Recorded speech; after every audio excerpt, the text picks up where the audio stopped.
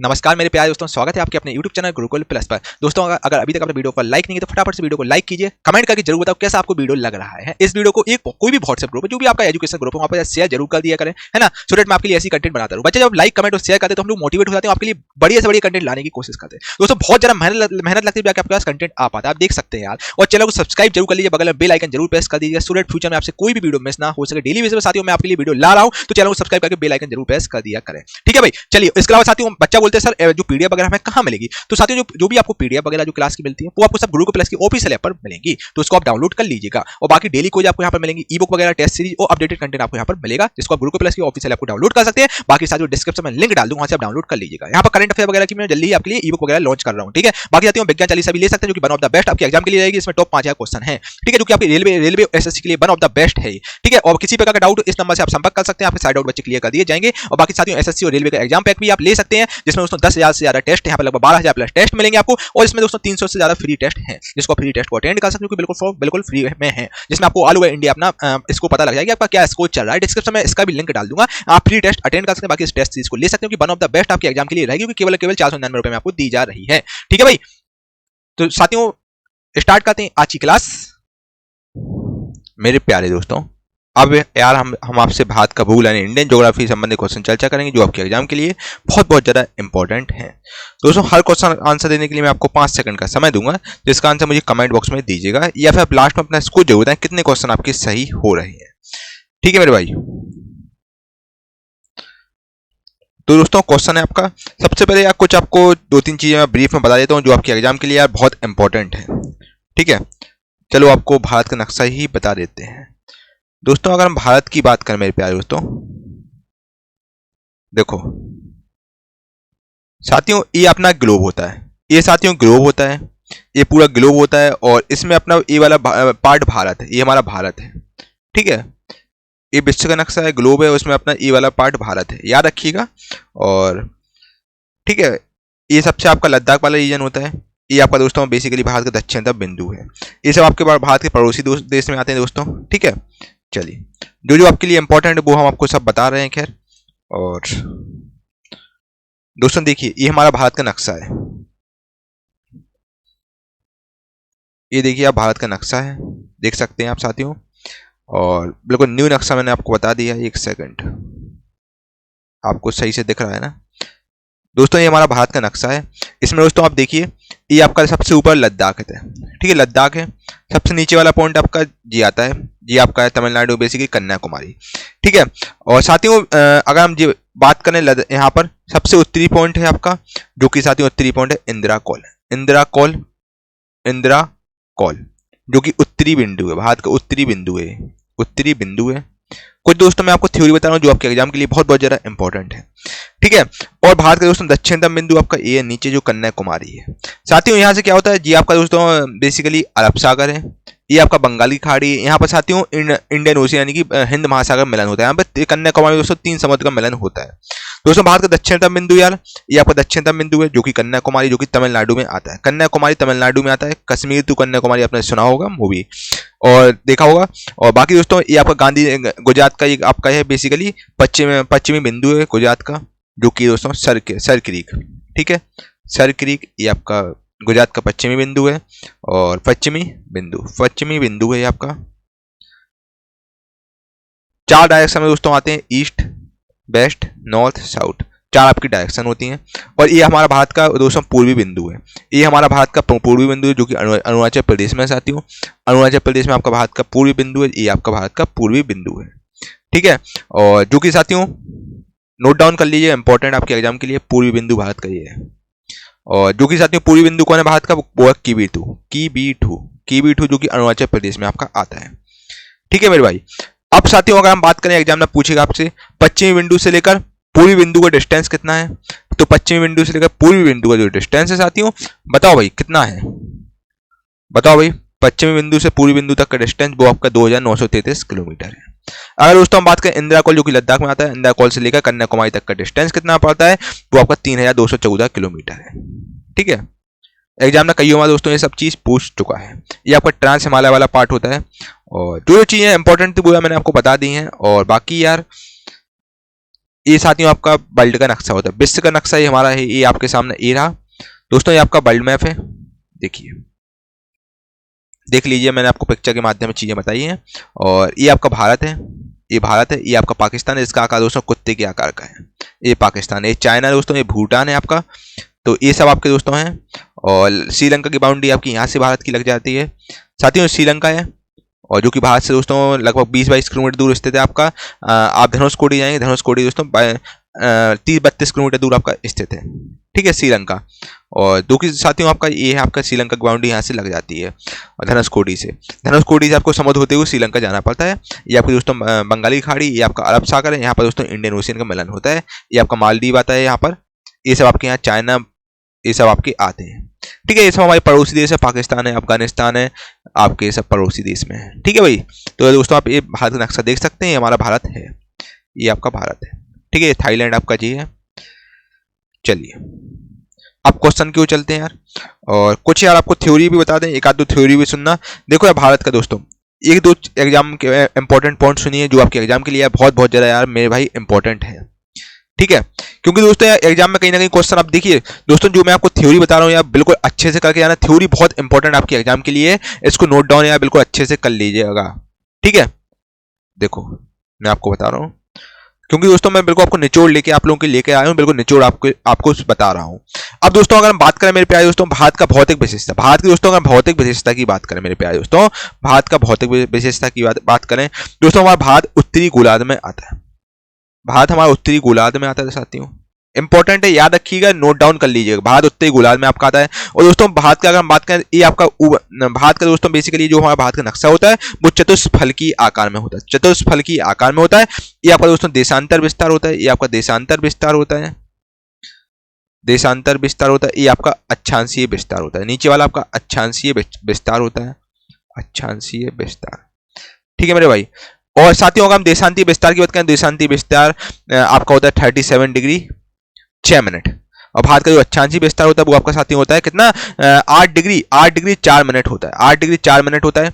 याद रखिएगा साथियों, हमारा भारत का बेसिकली जो भारत का जो नक्शा है, भारत का जो आकृति वो चतुष्फलकीय आकृति है, ठीक है मेरे प्यारे दोस्तों। अब देखो आप इस प्रकार से आपकी भारत की आकृति बनती है, आपका इंडियन मैप मान लो अब। और दोस्तों हम भारत से हम बता चुके हैं आपको, दक्षिण से लेकर बेसिकली उत्तर से दक्षिण की लंबाई आपको 3214 किलोमीटर होती है। दोस्तों अगर भारत की क्षेत्रफल की बात करें दोस्तों, भारत की क्षेत्रफल है आपका 32,87,263 किलोमीटर स्क्वायर है भारत का क्षेत्रफल, ठीक है मेरे प्यारे दोस्तों। और अगर दोस्तों हम बात करें आपसे, दो चार चीजें और यार देख लो आप दोस्तों। देखिए नक्शा में चीजें समझ में आ जाती हैं यार, नक्शा में अच्छी चीजें समझ में आ जाती हैं दोस्तों। देखो भारत का अगर दोस्तों आपसे बात करें उत्तरी बिंदु से लेकर भारत का जो पश्चिमी बिंदु से लेकर अगर हम पूर्वी बिंदु की बात करें, तो पूर्व से लेकर उत्तर मतलब आपका बेसिकली पश्चिम से लेकर पूर्वी बिंदु तक का भारत का जो डिस्टेंस है वो आपका 2933 किलोमीटर, याद रखिएगा। और दोस्तों उत्तरी बिंदु से लेकर भारत का दक्षिणतम बिंदु की बात करें तो वो डिस्टेंस साथियों आपका कितना 3214 किलोमीटर, ठीक है। अगर साथियों हम बात करें आपसे,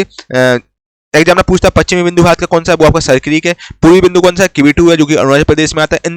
इंदिरा कॉलेज जो देखिए भाई, उत्तरी बिंदु सबसे ऊपर होगा, ये आपका ईस्ट वेस्ट नॉर्थ साउथ, ये आपका डायरेक्शन चलती है। ईस्ट यानी कि साथियों पूर्वी, वेस्ट यानी कि पश्चिमी, नॉर्थ यानी कि उत्तरी, और साउथ यानी कि दक्षिण का, ठीक है मेरे भाई। तो आपका ऐसो आपको चीजें याद रखना है। और पश्चिमी बिंदु आपका भारत का सर्करीक है, और इंदिरा कॉल आपका जो कि आपका उत्तरी बिंदु है, लद्दाख में आता है आपका इंदिरा कॉल। और दोस्तों अगर क्षेत्रफल के अनुसार बात करें तो क्षेत्रफल के अनुसार दोस्तों भारत 7वें नंबर पर आता है।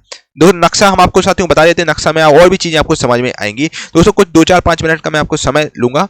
और दोस्तों देखिए नक्शा में चीजें आपको अच्छे समझ में आएंगी। देखिए सबसे ज्यादा दोस्तों नक्शे में देख सकते हैं, नक्शा में देखो सबसे ज्यादा क्षेत्रफल किसका, रसिया का, आप देख लीजिए सबसे ज्यादा आपका रसिया है, सबसे बड़ा दोस्तों रसिया है। फिर साथ ही उसके बाद आपका आता है कनाडा। कनाडा देखिए भाई, आप नक्शा में देखिए ना, सबसे बड़ा फिर क्षेत्रफल के अनुसार कनाडा दूसरे नंबर पे आता है। पहले नंबर पर रसिया, दूसरे नंबर पर कनाडा, और साथियों तीसरे नंबर पे आपका आता है, आपको दिख रहा होगा साथियों क्या, चाइना, जो हमारा दुश्मन देश है यार, चाइना। 30 नंबर पर चाइना आता है, ये देखिए अब चाइना इतना बड़ा ऑक्यूपाई कर रहा है क्षेत्रफल में। फिर चौथे नंबर पर साथियों अगर बात करें, चौथे नंबर बात करें तो आपका चौथे नंबर पर साथियों अमेरिका आता है। अमेरिका मेरे प्यारे दोस्तों आता है, और ठीक है मेरे भाई। और जी आपका अमेरिका है, यूनाइटेड स्टेट ऑफ अमेरिका। देखिए आप इतना बड़ा पार्ट अमेरिका ऑक्यूपाई कर रहा है, ये वाला पार्ट भी अमेरिका का है। और साथियों का हम दोस्तों 5वें नंबर की बात करें तो यार 5वें नंबर पर आप देखिए कौन सा बड़ा दिख रहा है आपको, इनमें से कौन सा बड़ा दिख रहा है बच्चा, 5वें नंबर ब्राजील आता है, देखिए आप ये ब्राजील है, ये 5वें नंबर पर आता है। और अगर दोस्तों छठे की बात करें तो छठे नंबर पर साथियों आपको क्या आता है, ऑस्ट्रेलिया आता है। देखिए छठे नंबर पर ऑस्ट्रेलिया आता है और 7वें नंबर पर हमारा भारत आता है, हमारा भारत महान आता है 7वें नंबर पर। ठीक है मेरे प्यारे दोस्तों, और बाकी तो दोस्तों आपको 7 याद रखना है। पहले रसिया कनाडा, फिर आपका उसका साथियों चीन, अमेरिका, ब्राजील, ऑस्ट्रेलिया, भारत, ये सब आपके आते हैं। ठीक है, और भारत का स्थलीय सीमा की लंबाई 15,200 किलोमीटर है। अब दोस्तों मैं आपको थ्योरी बता दिया मैंने। अब हम आपसे थोड़ा फास्ट चीजें कराएंगे, क्योंकि मैंने आपको ज्यादातर क्वेश्चन के मतलब आपको यहाँ से 30-40 क्वेश्चन तो मैंने लगभग करा ही दिए हैं। दोस्तों भारत का स्थलीय सीमा की बात करें, भारत की दोस्तों स्थलीय सीमा 16 राज्य से होकर निकलती है, और जो कि 15,200 किलोमीटर की है। देखो 15,200 किलोमीटर की हमारी भारत की स्थलीय सीमा की है, यानी कि by road upon 15,200 kilometre Bharat का पूरा फैला हुआ है। और 16 राज्य जो भारत की स्थलीय, जो कि 16 राज्य से होकर निकलती है और आपके 2 यूनियन टेरिटरी से गुजरती है। और जो भारत की मुख्य भूमि की जो तटीय भूमि यानी कि जो आप कह सकते हो जहां पर आपका समुद्र है, जहां पर आपके तट है, यानी कि भारत में दोस्तों बेसिकली आपका बंगाली खाड़ी है, एक आपका अरब सागर है बच्चा। अरब सागर मतलब जो आपका जहां पर समुद्र है, जैसे गुजरात में आपका समुद्र है, महाराष्ट्र में आपका समुद्र है, गोवा में आपका समुद्र है, कर्नाटक में आपका समुद्र है, केरला में आपका समुद्र है बच्चा। फिर आप इस तरफ चले जाओ, इस तरफ आपका आ जाएगा कौन सा, बंगाली खाड़ी, बे ऑफ बंगाल आ जाएगा। ठीक है, ये सब दोस्तों आपका पूरा केरला तरफ बहुत अच्छी अच्छी जगह है केरला में यार, कहीं मौका लगे तो केरला तरफ जरूर जाइएगा। यहाँ सब समुद्र वगैरह आपके, ये सब समुद्र हैं तो देख लीजिएगा। बाकी दोस्तों तटीय सीमा की अगर हम बात करें तो भारत की जो तटीय सीमा यानी कि ये आपकी पूरी, जिसकी लंबाई यार भाई साहब है कितना, 6,100 किलोमीटर है, जो कि आपके 9 राज्यों से होकर निकलती है और 2 यूनियन टेरिटरी आपके निकलते हैं। ठीक है मेरे भाई, और ठीक है, तो भारत की स्थलीय सीमा से एग्जामिनर पूछता है भारत की स्थलीय सीमा से सटे हुए देश कितने हैं, तो वो 7 देश भारत की स्थलीय सीमा से सटे हुए, जो कि हमारे भारत के पड़ोसी देश हैं, जो कि मैं आपको बता चुका हूँ भारत के पड़ोसी देश कौन कौन से हैं। ठीक है, और जैसे आपका एक बहुत ही इसका शानदार सूत्र है, जैसे आपका स्थलीय सीमा से सटे हुए हमारे पड़ोसी देश हैं, जैसे अफगानिस्तान है, चाइना है, एक हमारा पाकिस्तान है जिसका आकार कुत्ते के आकार का है। ठीक है, और साथियों ये सब आपके बेसिकली अटैच हैं, और ये बांग्लादेश है आपका। तो बच्चा 7 देश हमारी बेसिकली भारत की बाउंड्री कनेक्ट करते हैं, जिसका दोस्तों एक सूत्र होता है बचपन में MBA, बचपन में BA इसका सूत्र होता है बचपन, यानी कि दोस्तों बांग्लादेश, चा माने चाइना, पा मतलब पाकिस्तान, और ना माने नेपाल साथियों आपका ए लगा है, नेपाल आपका ए है बच्चा, ये भूटान लगा है। ठीक है, और भूटान और अफगानिस्तान ये आपका होता है। मैं यानी कि बच्चा बोला, मैं यानी कि दोस्तों म्यांमार होता है। ठीक है, तो इस प्रकार साथी होता है बचपन में BA ये आपका एक ट्रैक होती है। ठीक है, जो को आपको याद रखना है। और भारत में दोस्तों 2 द्वीप हैं, और समुद्री जो समुद्री सीमा है उसकी दोस्तों टोटल अगर हम लंबाई की बात करें तो टोटल लंबाई दोस्तों 7,516.5 किलोमीटर है, और जिसमें दोस्तों आपके 2 यूनियन टेरिटरी भी शामिल हैं, 2 द्वीप शामिल हैं, जो कि अंडमान निकोबार द्वीप आपका और लक्षद्वीप आता है। और साथियों आपके उसमें 2 यूनियन टेरिटरी भी इसमें शामिल है। 7,516.5 किलोमीटर भारत की साथियों बेसिकली समुद्री सीमा की लंबाई है। क्या आपको कोई दिक्कत है भाई, कोई तकलीफ, कोई समस्या, किसी प्रकार का डाउट हो बताइए भाई। अब साथियों हम फास्ट क्वेश्चन आपको करवाएंगे, है ना। अब आपकी चीजें फास्ट चलेंगी, और चलिए आपको हाल आंसर अपना देना है भाई। हर क्वेश्चन का आंसर देने के लिए मैं आपको 5 सेकंड का समय दूंगा। इसका आंसर मुझे कमेंट बॉक्स में आप दीजिएगा। दक्षिण से उत्तर की ओर भारत की मुख्य भूमि का विस्तार 8 डिग्री 4 सेकंड उत्तर से लेकर कितना है साथियों। अगर भारत का मुख्य भूभाग करें तो 8 डिग्री 4 सेकंड उत्तर से लेकर 37 डिग्री, जो कि मैं आपको बता चुका हूं बच्चे, 37 डिग्री 6 मिनट 9 तक है। ठीक है, चलिए ऑप्शन नंबर बी आपका राइट आंसर हो जाएगा। स्टार्टिंग में बच्चा मैंने बताया था आपको भारत का देशांतर विस्तार मैंने ऊपर बताया था, नीचे आपका अक्षांशीय विस्तार बताया, देशांतीय विस्तार आपका 37 डिग्री 6 मिनट से लेकर आपका ऊपर से लेकर नीचे तक, यानी कि नीचे तक 97 डिग्री 25 होता है। ठीक है मेरे भाई, देखो फिर से सुनो बात को। देखो मैंने आपको आकार बताया था यार, ये आपका भारत का देशांतर है, देशांतरीय विस्तार होता है। ये हमारा भारत का अक्षांशीय विस्तार होता है, ये आपका अक्षांशीय विस्तार है। अब साथियों अगर हम देशांतर अक्षांशीय की बात करें तो मेरे प्यारे दोस्तों देखो देशांतरीय विस्तार के बारे में बता चुका हूँ, ये आपका होता है 37 डिग्री 6 मिनट। अक्षांशीय विस्तार साथियों आपका होता है 8 डिग्री 4 मिनट। ठीक है, तो आपका 8 डिग्री 4 मिनट उत्तर से लेकर आपका बेसिकली होता है 37 डिग्री मिनट उत्तर तक होता है। ऑप्शन नंबर बी को टिक कर लो, आपका राइट आंसर है। क्या आपको कोई दिक्कत है भाई, कोई तकलीफ, कोई समस्या, किसी प्रकार के डाउट हो बताइए, आपके साइड दोस्तों क्लियर कर दिए जाएंगे। ठीक है, चलिए। भारत पृथ्वी के किस गोलार्ध में आता है साथियों, ये भी मैं आपको बता चुका हूं। तो भारत दोस्तों पृथ्वी के, साथियों जो थ्योरी अगर आपने नोट नहीं की है तो दोस्तों बच्चे जो मैंने आपको थ्योरी समझाई वो आपको इसको 2 से 3 बार देखिए, बहुत इंपॉर्टेंट चीजें मैंने आपको बता दी है यार। तो भारत पृथ्वी के किस गोलार्ध में आता है साथियों, भारत अगर भारत की बात करें तो दोस्तों भारत बेसिकली पृथ्वी के मैंने आपको स्टार्टिंग में बताया उत्तरी गोलार्ध में आता है साथियों। ऑप्शन नंबर बी उत्तरी गोलार्ध इसका राइट आंसर हो जाएगा। भारत पृथ्वी के उत्तरी गोलार्ध में आता है। ठीक है भाई, चलिए अगले क्वेश्चन में चलते हैं। अगला क्वेश्चन आपके सामने ए रहा, निम्नलिखित में से किसका अक्षांश नई दिल्ली के अक्षांश के 1 डिग्री के भीतर है। आखिर में से किसका अक्षांश है जो कि नई दिल्ली के दोस्तों अक्षांश के 1 डिग्री के भीतर है। सबसे पहले तो अक्षांश के साथ ही हम लोग आपसे बात कर लेते हैं दोस्तों। अगर अक्षांशी विस्तार की बात करें तो ढाका शहर है, ढाका शहर का दोस्तों अक्षांश है आपका 23 उत्तर है आपका, 23 डिग्री उत्तर के आसपास है, पॉइंट कुछ ऐसा कुछ होता है। और इस्लामाबाद के साथियों जो अक्षांशी है जो आपका विस्तार है वो आपका साथियों कितना 33.68 डिग्री नॉर्थ है। अगर हम साथियों उसी प्रकार माउंट एवरेस्ट की बात करें तो दोस्तों माउंट एवरेस्ट का दोस्तों अक्षांशी है जो अक्षांश है वो आपका दोस्तों है बेसिकली माउंट एवरेस्ट का साथियों वो आपका 27 डिग्री है, 27 डिग्री है, 27.98 डिग्री नॉर्थ है। अगर दोस्तों हम बात करें अमरनाथ गुफा की तो अमरनाथ गुफा की 34.2 के आसपास डिग्री नॉर्थ के आसपास है आपका अमरनाथ गुफा का अक्षांश। अगर दोस्तों हम बात करें, अब बात कर रहे हैं एग्जामिनर नई दिल्ली की। अगर दोस्तों नई दिल्ली की बात करें मेरे प्यारे दोस्तों तो नई दिल्ली के साथियों, न्यू दिल्ली जो कि भारत की राजधानी है नई दिल्ली, साथियों नई दिल्ली का जो आपका अक्षांश है वो आपका 28 है, 28.7 डिग्री नॉर्थ के आसपास है। ठीक है, तो आपका यहाँ पर 1 डिग्री का एग्जामिनर बोल रहा है कि 1 डिग्री के भीतर है।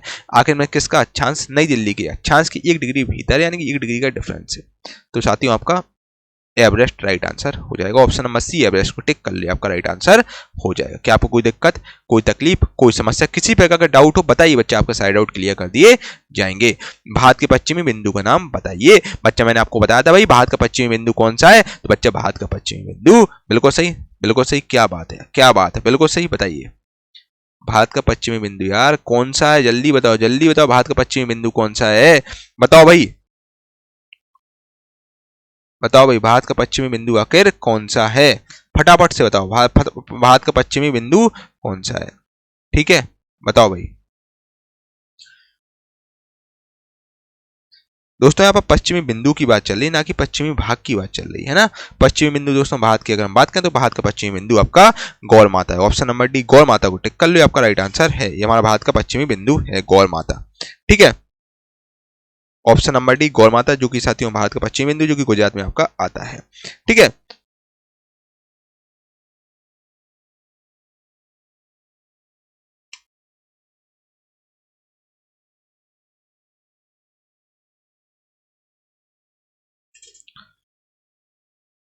अब दोस्तों बात करना भारत का सुदूर पूर्वी बिंदु कौन सा है, भारत का ईस्टर्न पॉइंट ऑफ इंडिया कौन सा है।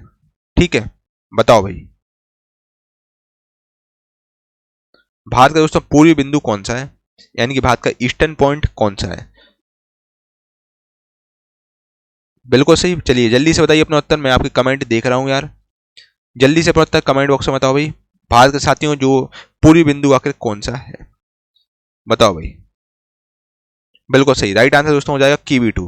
कीवी2 दोस्तों जो आपका भारत का ये पूर्वी बिंदु है जो कि साथियों बच्चा कहाँ पड़ता है, आपका बच्चा पूर्वी बिंदु जो कि आपका साथियों आपका पड़ता है अरुणाचल प्रदेश में। मैंने बताया था लास्ट में साथियों ये आपका यहाँ पर कीवी2 पड़ता है जो कि अरुणाचल प्रदेश में आपका है। ये आपका बेसिकली साथियों पश्चिमी बिंदु था, ऊपर आपका मैंने बताया था आपका जो था ईस्टर्न पॉइंट था, नीचे आपका दक्षिण पॉइंट था। ठीक है, चलिए निम्न में से कौन सा शहर भारत के मुख्य भूभाग के सुदूर दक्षिण सिरे से सबसे दूर है। बताइए आखिर इनमें से कौन सा मतलब वो है शहर है जो कि भारत के मुख्य भूभाग के सुदूर दक्षिण सिरे से सबसे दूर है। ठीक है, दक्षिण सिरे से सबसे दूर आखिर कौन सा राज्य है। ठीक है साथियों, अगर आपने नक्शा देखा होगा तो नक्शा के हिसाब से यार मैं आपको 2-3 चीजें बता देता हूं। देखिए ये आपका नक्शा है, इसमें दोस्तों सब आपके राज्य हैं बेसिकली। ठीक है, इस नक्शे में आपके बेसिकली सब है, मतलब एग्जामिनर बोल रहा है आखिर में से कौन सा मुख्य भूभाग है जो कि दक्षिण सिरे से सबसे दूर है। दक्षिण सिरे से सबसे दूर कौन सा है यार, देखो वारंगल तो यार नक्शा दोस्तों आपको याद रखना, नक्शा में दोस्तों ये हमारी कर्क रेखा है, ये आपकी दोस्तों कर्क रेखा होती है, ये आपकी बिल्कुल सीधी जाती है कर्क रेखा, ठीक है, कर्क रेखा होती है। और दोस्तों कर्क रेखा बेसिकली आपकी 8 राज्यों से होकर निकलती है। कर्क रेखा आपकी कितने राज्यों से होकर निकलती है? 8 राज्यों से होकर निकलती है। और बाकी साथियों देखिए, ये आपका दोस्तों गुजरात है यार, है ना, इन महाराष्ट्र राजस्थान इन सबसे होकर आपकी कर्क रेखा निकलती है। अब एग्जाम ने बोला दक्षिणतम से दूर सबसे ज्यादा दूरी पे कौन सा ऑप्शन है आपका? पहला ऑप्शन है बेंगलोर। बेंगलोर तो यार भैया आपका ये है बेंगलोर। बेंगलोर आपका कहाँ पर बच्चा? बेंगलोर की राजधानी कर्नाटक। बेंगलोर आपका यहीं पर वाले पार्ट है, यहाँ पर आपका आसपास बेंगलोर है। अब दूसरा है भाई साहब कोडाई कनाल। कोडाई कनाल आपका केरला में आता है, कोडाई कनाल भी आपका यहीं पर आसपास है। अब तीसरा ऑप्शन है नांदेड़। नांदेड़ आपका महाराष्ट्र में आता है दोस्तों, नांदेड़ आपका यहाँ है। अब वारंगल, वारंगल आपका यहीं पर आता है, वारंगल आंध्र प्रदेश में आता है। तो दोस्तों सबसे दूर कौन सा है? सबसे दूर बच्चा हो जाएगा आपका कौन सा? भाई महाराष्ट्र में नांदेड़ है। तो राइट आंसर आपका क्या हो जाएगा? ऑप्शन नंबर, आप किसको टिक करोगे? ऑप्शन नंबर देख लो एक बार, ऑप्शन नंबर सी वाला ऑप्शन था, सी वाला राइट आंसर आपका हो जाएगा साथियों, ठीक है।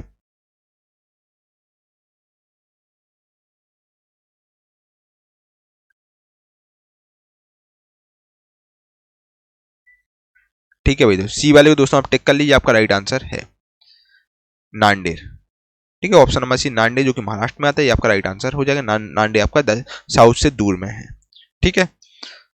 चलिए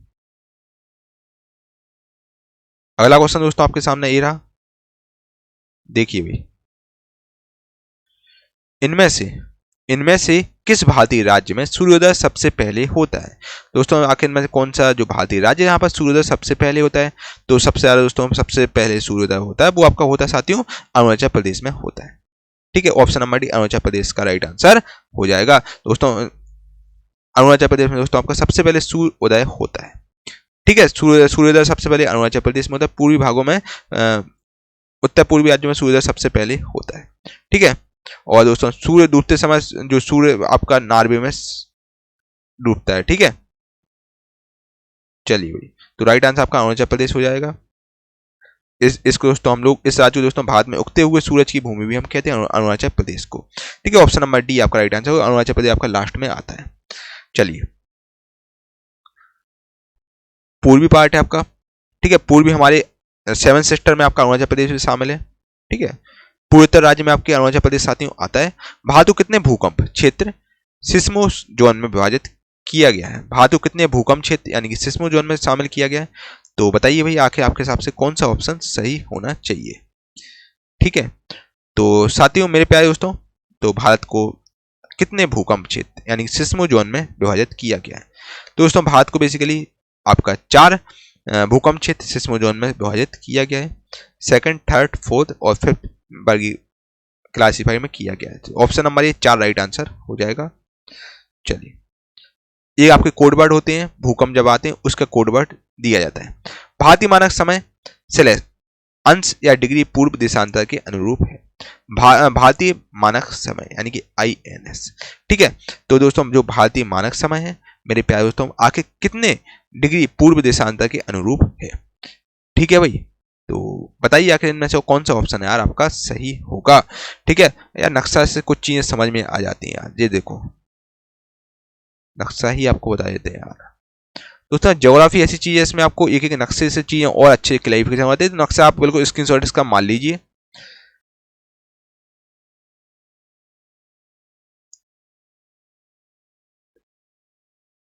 देखो भाई ये आपका नक्शा है, देखो। अब यार एग्जामिनर ने आपसे क्या पूछा था? एग्जामिनर ने आपसे पूछा था मतलब भारतीय मानक समय किस डिग्री पूर्व देशांतर के अनुरूप है? दोस्तों भारत के मानक समय यानी इंडियन स्टैंडर्ड टाइम की हम बात करें यानी IST की बात करें तो IST आपका नैनी से होकर निकलता है। तो दोस्तों अगर हम बात करें ये आपका है, ऐसा आपका निकलता है 82 डिग्री यहाँ से आपका निकलता है, नैनी से होकर आपका निकलता है, ऐसा होता है, ठीक है भाई। ठीक है, थोड़ा सा मैं पेन टैब में थोड़ा सा कुछ इशू हो गया, लाइन थोड़ा उल्टी सुल्टी हो जाए, उसके लिए आई होप आप समझेंगे। तो 82 डिग्री आपका यहाँ पर आता है और 82 डिग्री 42.5 डिग्री ईस्ट से हमारा बेसिकली आपका पूर्वी से हमारी IST इंडियन स्टैंडर्ड टाइम की जो रेखा है वो गुजरती है, ठीक है मेरे प्यारे दोस्तों। भारतीय मानक समय बेसिकली आपका 82 डिग्री 82.5 डिग्री पूरब देशांतर के अनुरूप है। ठीक है मेरे प्यारे दोस्तों, ये आपका है। तो ये आपका नैनी से होकर निकलता है, यानी कि मिर्जापुर से होकर निकलता है। और ठीक है भाई, चलिए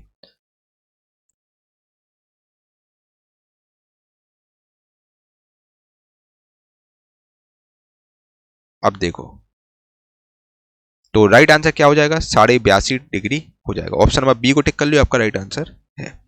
ठीक है, चलिए अगला क्वेश्चन है आपका, भारत का क्षेत्रफल लगभग कितने लाख वर्ग किलोमीटर में है। तो दोस्तों अगर भारत के क्षेत्रफल की मेरे प्यारे दोस्तों बात करें, तो भारत का क्षेत्रफल लगभग बेसिकली फैला हुआ है 3.28 लाख वर्ग किलोमीटर में भारत का क्षेत्रफल फैला हुआ है। तो ऑप्शन नंबर बी आपका राइट आंसर हो जाएगा। ऑप्शन नंबर बी को टिक कर लो।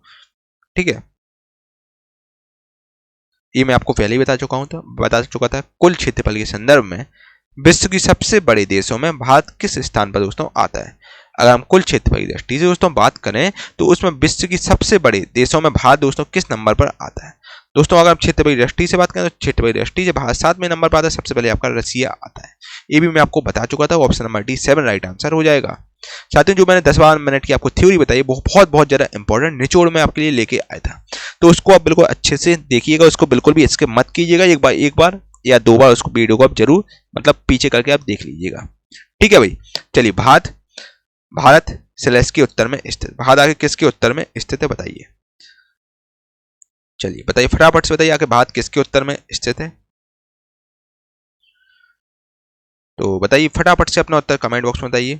चलिए ऑप्शन नंबर बिल्कुल सही दोस्तों, भारत बेसिकली भूमध्य रेखा के उत्तर में स्थित है। ऑप्शन नंबर बी इक्वेटर आपका राइट आंसर हो जाएगा। भारतीय मानक समय की गणना सेलेस किसकी घंटा घर यानी क्लॉक टावर से की जाती है। चलिए दोस्तों, भारत का जो मानक समय जो कि प्रयागराज की नैनी क्षेत्र से निकलता है, नैनी क्षेत्र से मिर्जापुर से निकलता है, बगल में आपका मिर्जापुर भी लगा है। तो प्रयागराज की नैनी क्षेत्र से निकलता है, जो कि मैंने आपको बताया था ऐसे निकलता है आपका IST, है ना। तो भारत का जो मानक समय है वो प्रयागराज की नैनी से निकलता है, नैनी से गुजरता है। ठीक है, तो आपका जी 82.5 डिग्री पर काटता है, 82.5 डिग्री देशांतर पर अवस्थित है हमारा भारत का मानक समय यानी INS। ठीक है, और फिर आपका वो जो भारत का मानक समय उत्तर प्रदेश, मध्य प्रदेश, छत्तीसगढ़, उड़ीसा और आंध्र प्रदेश, इन सब जगह से होकर आपकी रेखा निकलती है भारत के मानक समय की IST की। तो सबसे पहले साथियों आपका बेसिकली कहाँ से, इलाहाबाद की नैनी से निकलता है। ठीक है, सबसे पहले इलाहाबाद की नैनी को क्रॉस करता है, फिर उसके बाद आपका और भी जगह आता है, जैसे मध्य प्रदेश, छत्तीसगढ़, उड़ीसा, आंध्र प्रदेश से आपका IST यानी कि जो भारत का मानक समय हो जाता है। ठीक है, ऑप्शन नंबर सी मिर्जापुर को टिक कर लो, मिर्जापुर आपका राइट आंसर हो जाएगा। मिर्जापुर से निकलता है, मिर्जापुर के बगल में मतलब आपका नैनी के बगल में मिर्जापुर है, मिर्जापुर को टिक कर लीजिए, आपका राइट आंसर होगा। कभी कभी एग्जामिनर नैनी बोल देता है, कभी कभी एग्जामिनर मिर्जापुर भी पूछ लेता है। अफगानिस्तान के साथ दोस्तों भारतीय सीमा की लंबाई कितनी है। अफगानिस्तान के साथ दोस्तों सबसे कम हमारा भारत मतलब बेसिकली बाउंड्री कवर करता है। सबसे कम दोस्तों बाउंड्री जो हमारा भारत की स्थलीय सीमा की लंबाई सबसे कम है, जो कि अफगानिस्तान के साथ है, जो कि साथियों कितना है भाई साहब, वो आपका राइट आंसर 106 किलोमीटर है। ऑप्शन नंबर डी 106 को टिक कर लो, 106 किलोमीटर हमारे भारत, अफगानिस्तान और इंडिया के बीच की बाउंड्री सीमा की लंबाई है 106 किलोमीटर।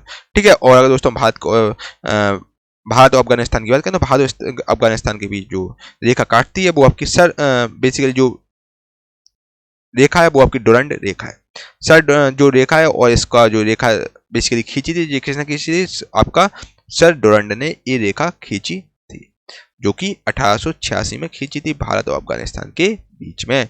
और ये रेखा जो काटती है भारत और अफगानिस्तान के बीच को, तो ये आपकी रेखा है, उस रेखा का नाम है डुरंड रेखा। ठीक है, डुरंड रेखा है वो आपकी याद रखिएगा आप लोग। ठीक है, चलिए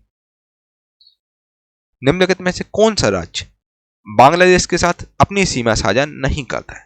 आखिर में दोस्तों कौन सा राज्य जो कि बांग्लादेश के साथ अपनी सीमा साझा नहीं करता है। साथियों मेरे प्यारे दोस्तों, अगर हम बात करें बांग्लादेश की, तो दोस्तों बांग्लादेश सबसे ज्यादा आपका बेसिकली जो सबसे ज्यादा बाउंड्री देता है भारत को। ठीक है, सबसे ज्यादा बाउंड्री आपकी बांग्लादेश की है, मतलब जो कि जिसकी मतलब स्थलीय सीमा की लंबाई मान लो सबसे ज्यादा बांग्लादेश की ही है, 4000+ किलोमीटर है। ठीक है, 4096 किलोमीटर है।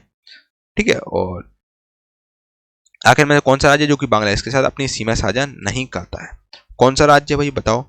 तो राइट आंसर हो जाएगा option number D Manipur. Manipur दोस्तों बांग्लादेश के साथ अपनी सीमा साझा नहीं करता है। ऑप्शन नंबर डी को टिक कर लो, राइट आंसर है। चलिए किस देश के साथ भारत की सबसे लंबी अंतर्राष्ट्रीय सीमा लगती है? तो अभी जस्ट मैंने बताया दोस्तों, सबसे जो ज्यादा दोस्तों भारत की स्थलीय सीमा लगती है जो कि बांग्लादेश के साथ लगती है, जो कि 4096 किलोमीटर लगती है। Option number D 4096 kilometre right answer हो जाएगा। बांग्लादेश की सबसे लंबी अंतर्राष्ट्रीय सीमा भारत की लगती है। ठीक है, जो कि हमारा बांग्लादेश पड़ोसी देश को आज़ादी दोस्तों भारत नहीं दिलाई है, इंदिरा गांधी ने इसको आज़ादी दिलाई थी बांग्लादेश को 1971 में। 1971 में दोस्तों बांग्लादेश आज़ाद हुआ था पूर्वी पाकिस्तान से। ठीक है, तो ऑप्शन नंबर डी को टिक कर लो, बांग्लादेश आपका राइट आंसर हो जाएगा। बांग्लादेश की जो लंबाई है जो कि स्थलीय सीमा की लंबाई 4096 किलोमीटर है। ठीक है, और साथियों अगर हम दोस्तों बांग्लादेश की बात करें तो बेसिकली बांग्लादेश की जो राज्य जो बांग्लादेश से होकर गुजरते हैं, बेसिकली मिजोरम हुआ आपका, भारत का मिजोरम, आप मिजोरम होते हुए बांग्लादेश जा सकते हैं, और त्रिपुरा हुआ आपका, असम हुआ। साथ ही एक हमने वीडियो यूट्यूब वगैरह पे भी डाली, टॉप 50 या टॉप 100 क्वेश्चन करके वीडियो डाली, इसमें मैंने पिक्चर के माध्यम से क्वेश्चन आपको कराया है। टॉप 40 में भी आपको पिक्चर के माध्यम से क्वेश्चन मिल जाएंगे, जिसमें मैंने आपको एक एक करके मैप, एक एक के मैप समझाए हैं, है ना। और मेघालय, असम, मेघालय और आपका पश्चिम बंगाल, यानी टोटल दोस्तों हमारे बेसिकली जो बांग्लादेश है वो आपका बांग्लादेश की सीमा 5 राज्यों से होकर निकलती है, मिजोरम, त्रिपुरा, असम, मेघालय, पश्चिम बंगाल। ठीक है, फिर आपका उसका चीन आता है साथियों, फिर चाइना आता है जिसकी सीमा है बेसिकली इसको काटती है, मैकमोहन रेखा काटती है, और इसकी लंबाई आपकी 3478 किलोमीटर है। पाकिस्तान की दोस्तों हम बात करें, जिसका आकार कुत्ते के आकार का है, जिसका नक्शा 3323 किलोमीटर, फिर तीसरे नंबर पाकिस्तान आता है, और भारत और पाकिस्तान के बीच की 3323 किलोमीटर की भारत और पाकिस्तान के बीच की स्थलीय सीमा की लंबाई है। ठीक है, अगर दोस्तों नेपाल की बात करें, फिर नेपाल आता है, नेपाल की आपकी 1751 किलोमीटर है लंबाई। ठीक है, 1751 किलोमीटर बाउंड्री कनेक्ट करता है। ठीक है, इतने में आपका नेपाल कनेक्ट करता है, और चौथे नंबर नेपाल आता है, फिर म्यांमार, फिर भूटान, फिर अफगानिस्तान आता है। ठीक है, चलिए भाई, आई होप कि आपको चीजें समझ में आ गई। ऑप्शन नंबर डी बांग्लादेश को टिक कर लो, ये आपका राइट आंसर हो जाएगा। निम्नलिखित में से कौन सा राज्य बांग्लादेश के साथ अपनी सीमा नहीं करता है? आखिर में से कौन सा राज्य जो कि बांग्लादेश के साथ दोस्तों अपनी सीमा नहीं करता है? तो साथियों बांग्लादेश के साथ अपनी जो सीमा साझा नहीं करता है वो राज्य है आपका, साथियों बताइए। बांग्लादेश तो भाई साहब वेस्ट बंगाल तो करता ही करता है यार, है ना। और अभी जस्ट मैंने आपको बताया बेसिकली जो 5 राज्य जो बांग्लादेश का सीमा साझा करते हैं, मिजोरम, त्रिपुरा, असम, मेघालय, पश्चिम बंगाल। ठीक है, तो इसमें से कौन सा ऑप्शन सही होगा भाई, बताओ आखिर में कौन सा ऑप्शन गलत होगा? तो राइट आंसर आपका हो जाएगा बिल्कुल सही, बिल्कुल अभी जस्ट मैंने आपको बताया भाई साहब, तो बिल्कुल सही ऑप्शन नंबर आप किसको टिक करोगे यार, बताओ यार भाई, बताओ भाई, बिल्कुल सही। चलो मणिपुर राइट आंसर हो जाएगा साथी। जो 5 राज्य हैं, मिजोरम, त्रिपुरा, असम, मेघालय, पश्चिम बंगाल, इनके साथ दोस्तों बांग्लादेश अपनी सीमा साझा करता है, मणिपुर के साथ नहीं करता है। Option number D Manipur right answer हो जाएगा। अगला क्वेश्चन है साथियों आपका, भारत और पाकिस्तान के बीच की सीमा रेखा को हम लोग मैकमोहन रेखा कहते हैं, और मैकमोहन ने खींची थी ये रेखा भारत और पाकिस्तान के बीच में। ऑप्शन नंबर ई मैकमोहन राइट आंसर हो जाएगा। और भारत और पाकिस्तान के बीच की जो स्थलीय सीमा की लंबाई है साथियों, जो कि तीसरे नंबर पर आती है, जो कि 3323 किलोमीटर है। और भारत और पाकिस्तान के बीच मतलब जो स्टेट हैं जो भारत पाकिस्तान की बाउंड्री कनेक्ट करते हैं, मतलब बाउंड्री पे सटे हुए हैं, वो आपके दोस्तों बेसिकली सबसे ज़्यादा ऑक्युपाई तो राजस्थान ही करता है। और ठीक है, और फिर आपके दोस्तों इसके अलावा जम्मू कश्मीर हुआ, गुजरात हुआ, पंजाब हुआ, राजस्थान हुआ, ये सब आपके पंजाब पे मतलब पाकिस्तान से सटे हुए हैं। ठीक है, चलिए ऑप्शन नंबर ई आपका राइट आंसर हो जाएगा। साथियों एक बार नक्शा आप लोग याद जरूर कर लीजिए, नक्शा से चीजें आपको लॉन्ग टर्म के लिए याद आएंगे, आपको बार बार नहीं भटकना पड़ेगा। पश्चिम बंगाल की सीमा निम्नलिखित में से किसको छोड़कर बाकी सभी देशों से लगती है? तो बताइए पश्चिम बंगाल की सीमा के इनमें से कौन से देश को छोड़कर बाकी सभी के साथ लगती है? तो देखो यार, बताओ भाई, चलो आपको नक्शा से समझा देंगे बढ़िया तरीके से। चलो बच्चे बोल रहे हैं सर आप थोड़ा फास्ट कराइए, तो ऐसे में तो हमारा हो गया एग्जाम। बच्चा सबको लेकर चलना पड़ता है, चलिए हम आपको फास्ट कराते हैं, इतना हम डिटेल में नहीं जाएंगे चीज़ों में। और बाकी यार देखो नक्शा में, चलो एक बार मैं आपको बता देता हूँ यार, नक्शा में आपको चीज़ें समझ में आ जाएंगी लॉन्ग टर्म के लिए, कभी आप नहीं भूलेंगे। पश्चिम बंगाल की सीमा के इनमें से किस राज्य को छोड़कर सभी बाकी सभी देशों से लगती है। ठीक है, आखिर पश्चिम बंगाल की सीमा के किस देश को छोड़कर बाकी सभी के साथ लगती है? सबसे पहले तो हम बात करें भाई साहब पश्चिम बंगाल की। पश्चिम बंगाल यानी कि वेस्ट बंगाल की बच्चा बात करें तो वेस्ट बंगाल आपका ये यार, ये आपका वेस्ट बंगाल है यार, है ना। तो वेस्ट बंगाल की सीमा ऑप्शन कौन कौन सा है भाई साहब? बांग्लादेश से, बांग्लादेश के साथ वेस्ट बंगाल की सीमा लगती है भाई साहब, है ना। और बांग्लादेश की बात करें, बांग्लादेश तो भाई बगल में है। और सिक्किम के और दूसरा ऑप्शन आपका क्या था भाई? पाकिस्तान। पाकिस्तान आपका ऑप्शन है भाई, पाकिस्तान यहाँ पर है, पाकिस्तान यहाँ पर है। ठीक है, पाकिस्तान दोस्तों पहले बांग्लादेश का पार्ट हुआ करता था, फिर बांग्लादेश आजाद हो गया।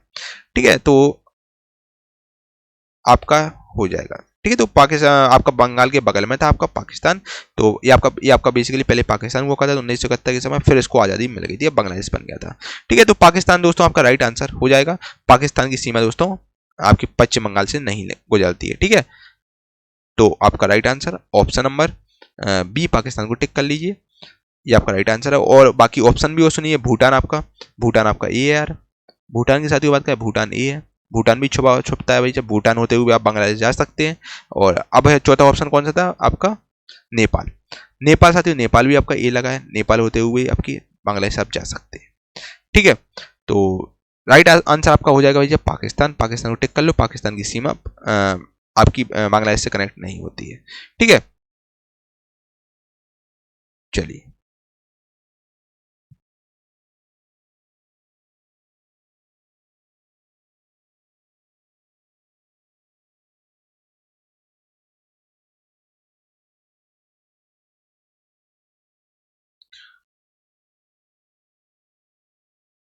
चलिए, पाकिस्तान को टिक कर लो, आपका राइट आंसर है। ठीक है, चलिए, मैकमोहन रेखा भारत की विदिक सीमा को निम्न में से किस देश से अलग करती है? अभी जस्ट मैंने आपको बताया सर, मैकमोहन ने वाली रेखा खींची थी और बेसिकली इस पर काफी विवाद भी होता है। और ये आपका भारत चीन के मध्य है मैकमोहन रेखा। तो ऑप्शन नंबर ये आपका चाइना को टिक कर लीजिए, आपका राइट आंसर हो जाएगा। और भारत और दोस्तों अगर बात करें, ठीक है, भारत और पाकिस्तान के बीच की जो रेखा खींची गई है वो आपके साथियों है रेड क्लिफ रेखा है। ठीक है, और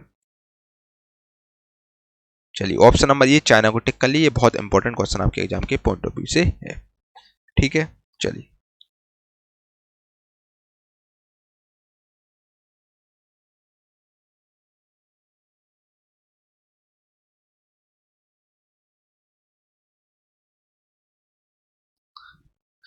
मेरे प्यारे दोस्तों लगातार बच्चे कमेंट बॉक्स में कमेंट कर रहे थे और व्हाट्सएप पर मैसेज कर रहे थे, सर आखिर आप कब बैच लॉन्च कर रहे हैं एसएससी के लिए।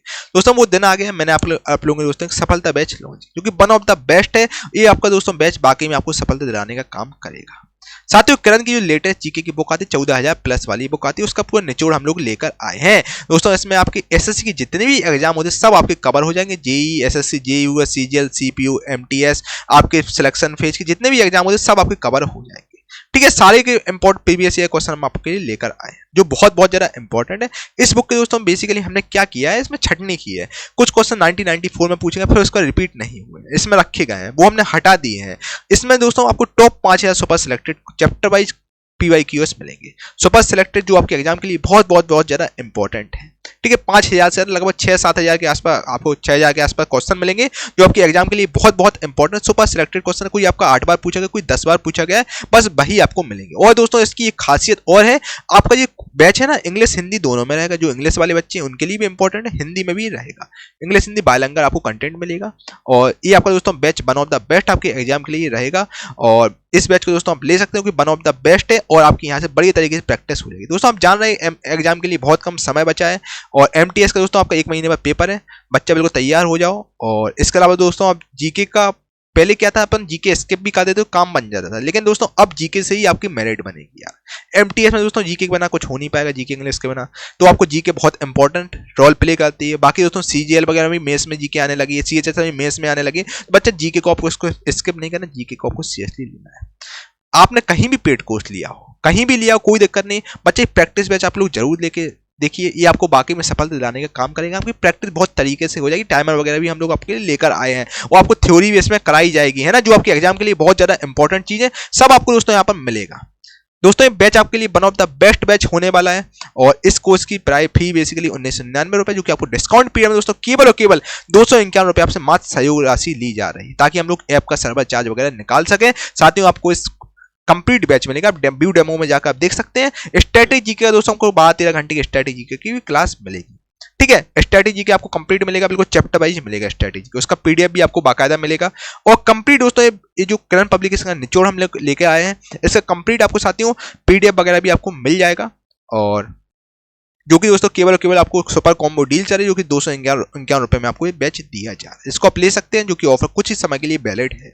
और किसी प्रकार का डाउट हो इस नंबर से आप संपर्क कर लीजिए, आपके सारे डाउट दोस्तों क्लियर कर दिए जाएंगे। दोस्तों यकीन मानिए यार, एक बार आप लेकर देखिए, one of the best batch दोस्तों आपके एग्जाम के लिए रहेगा। और दोस्तों देखिए 251 रुपए में तो यार आजकल आपका 1 महीने का रिचार्ज भी नहीं होता है, आपको कंप्लीट बैच दिया जा रहा है, वो भी 1 साल की वैलिडिटी के साथ दिया जा रहा है ना। बच्चा इससे अच्छा आपको डील कहीं नहीं मिलेगी। और बाकी डिस्क्रिप्शन में लिंक डाल दूंगा, वहां से आप डेमो वगैरह भी देख सकते हैं, पैसे बिल्कुल नहीं लग रहे डेमो के, आप देख सकते हैं जाकर।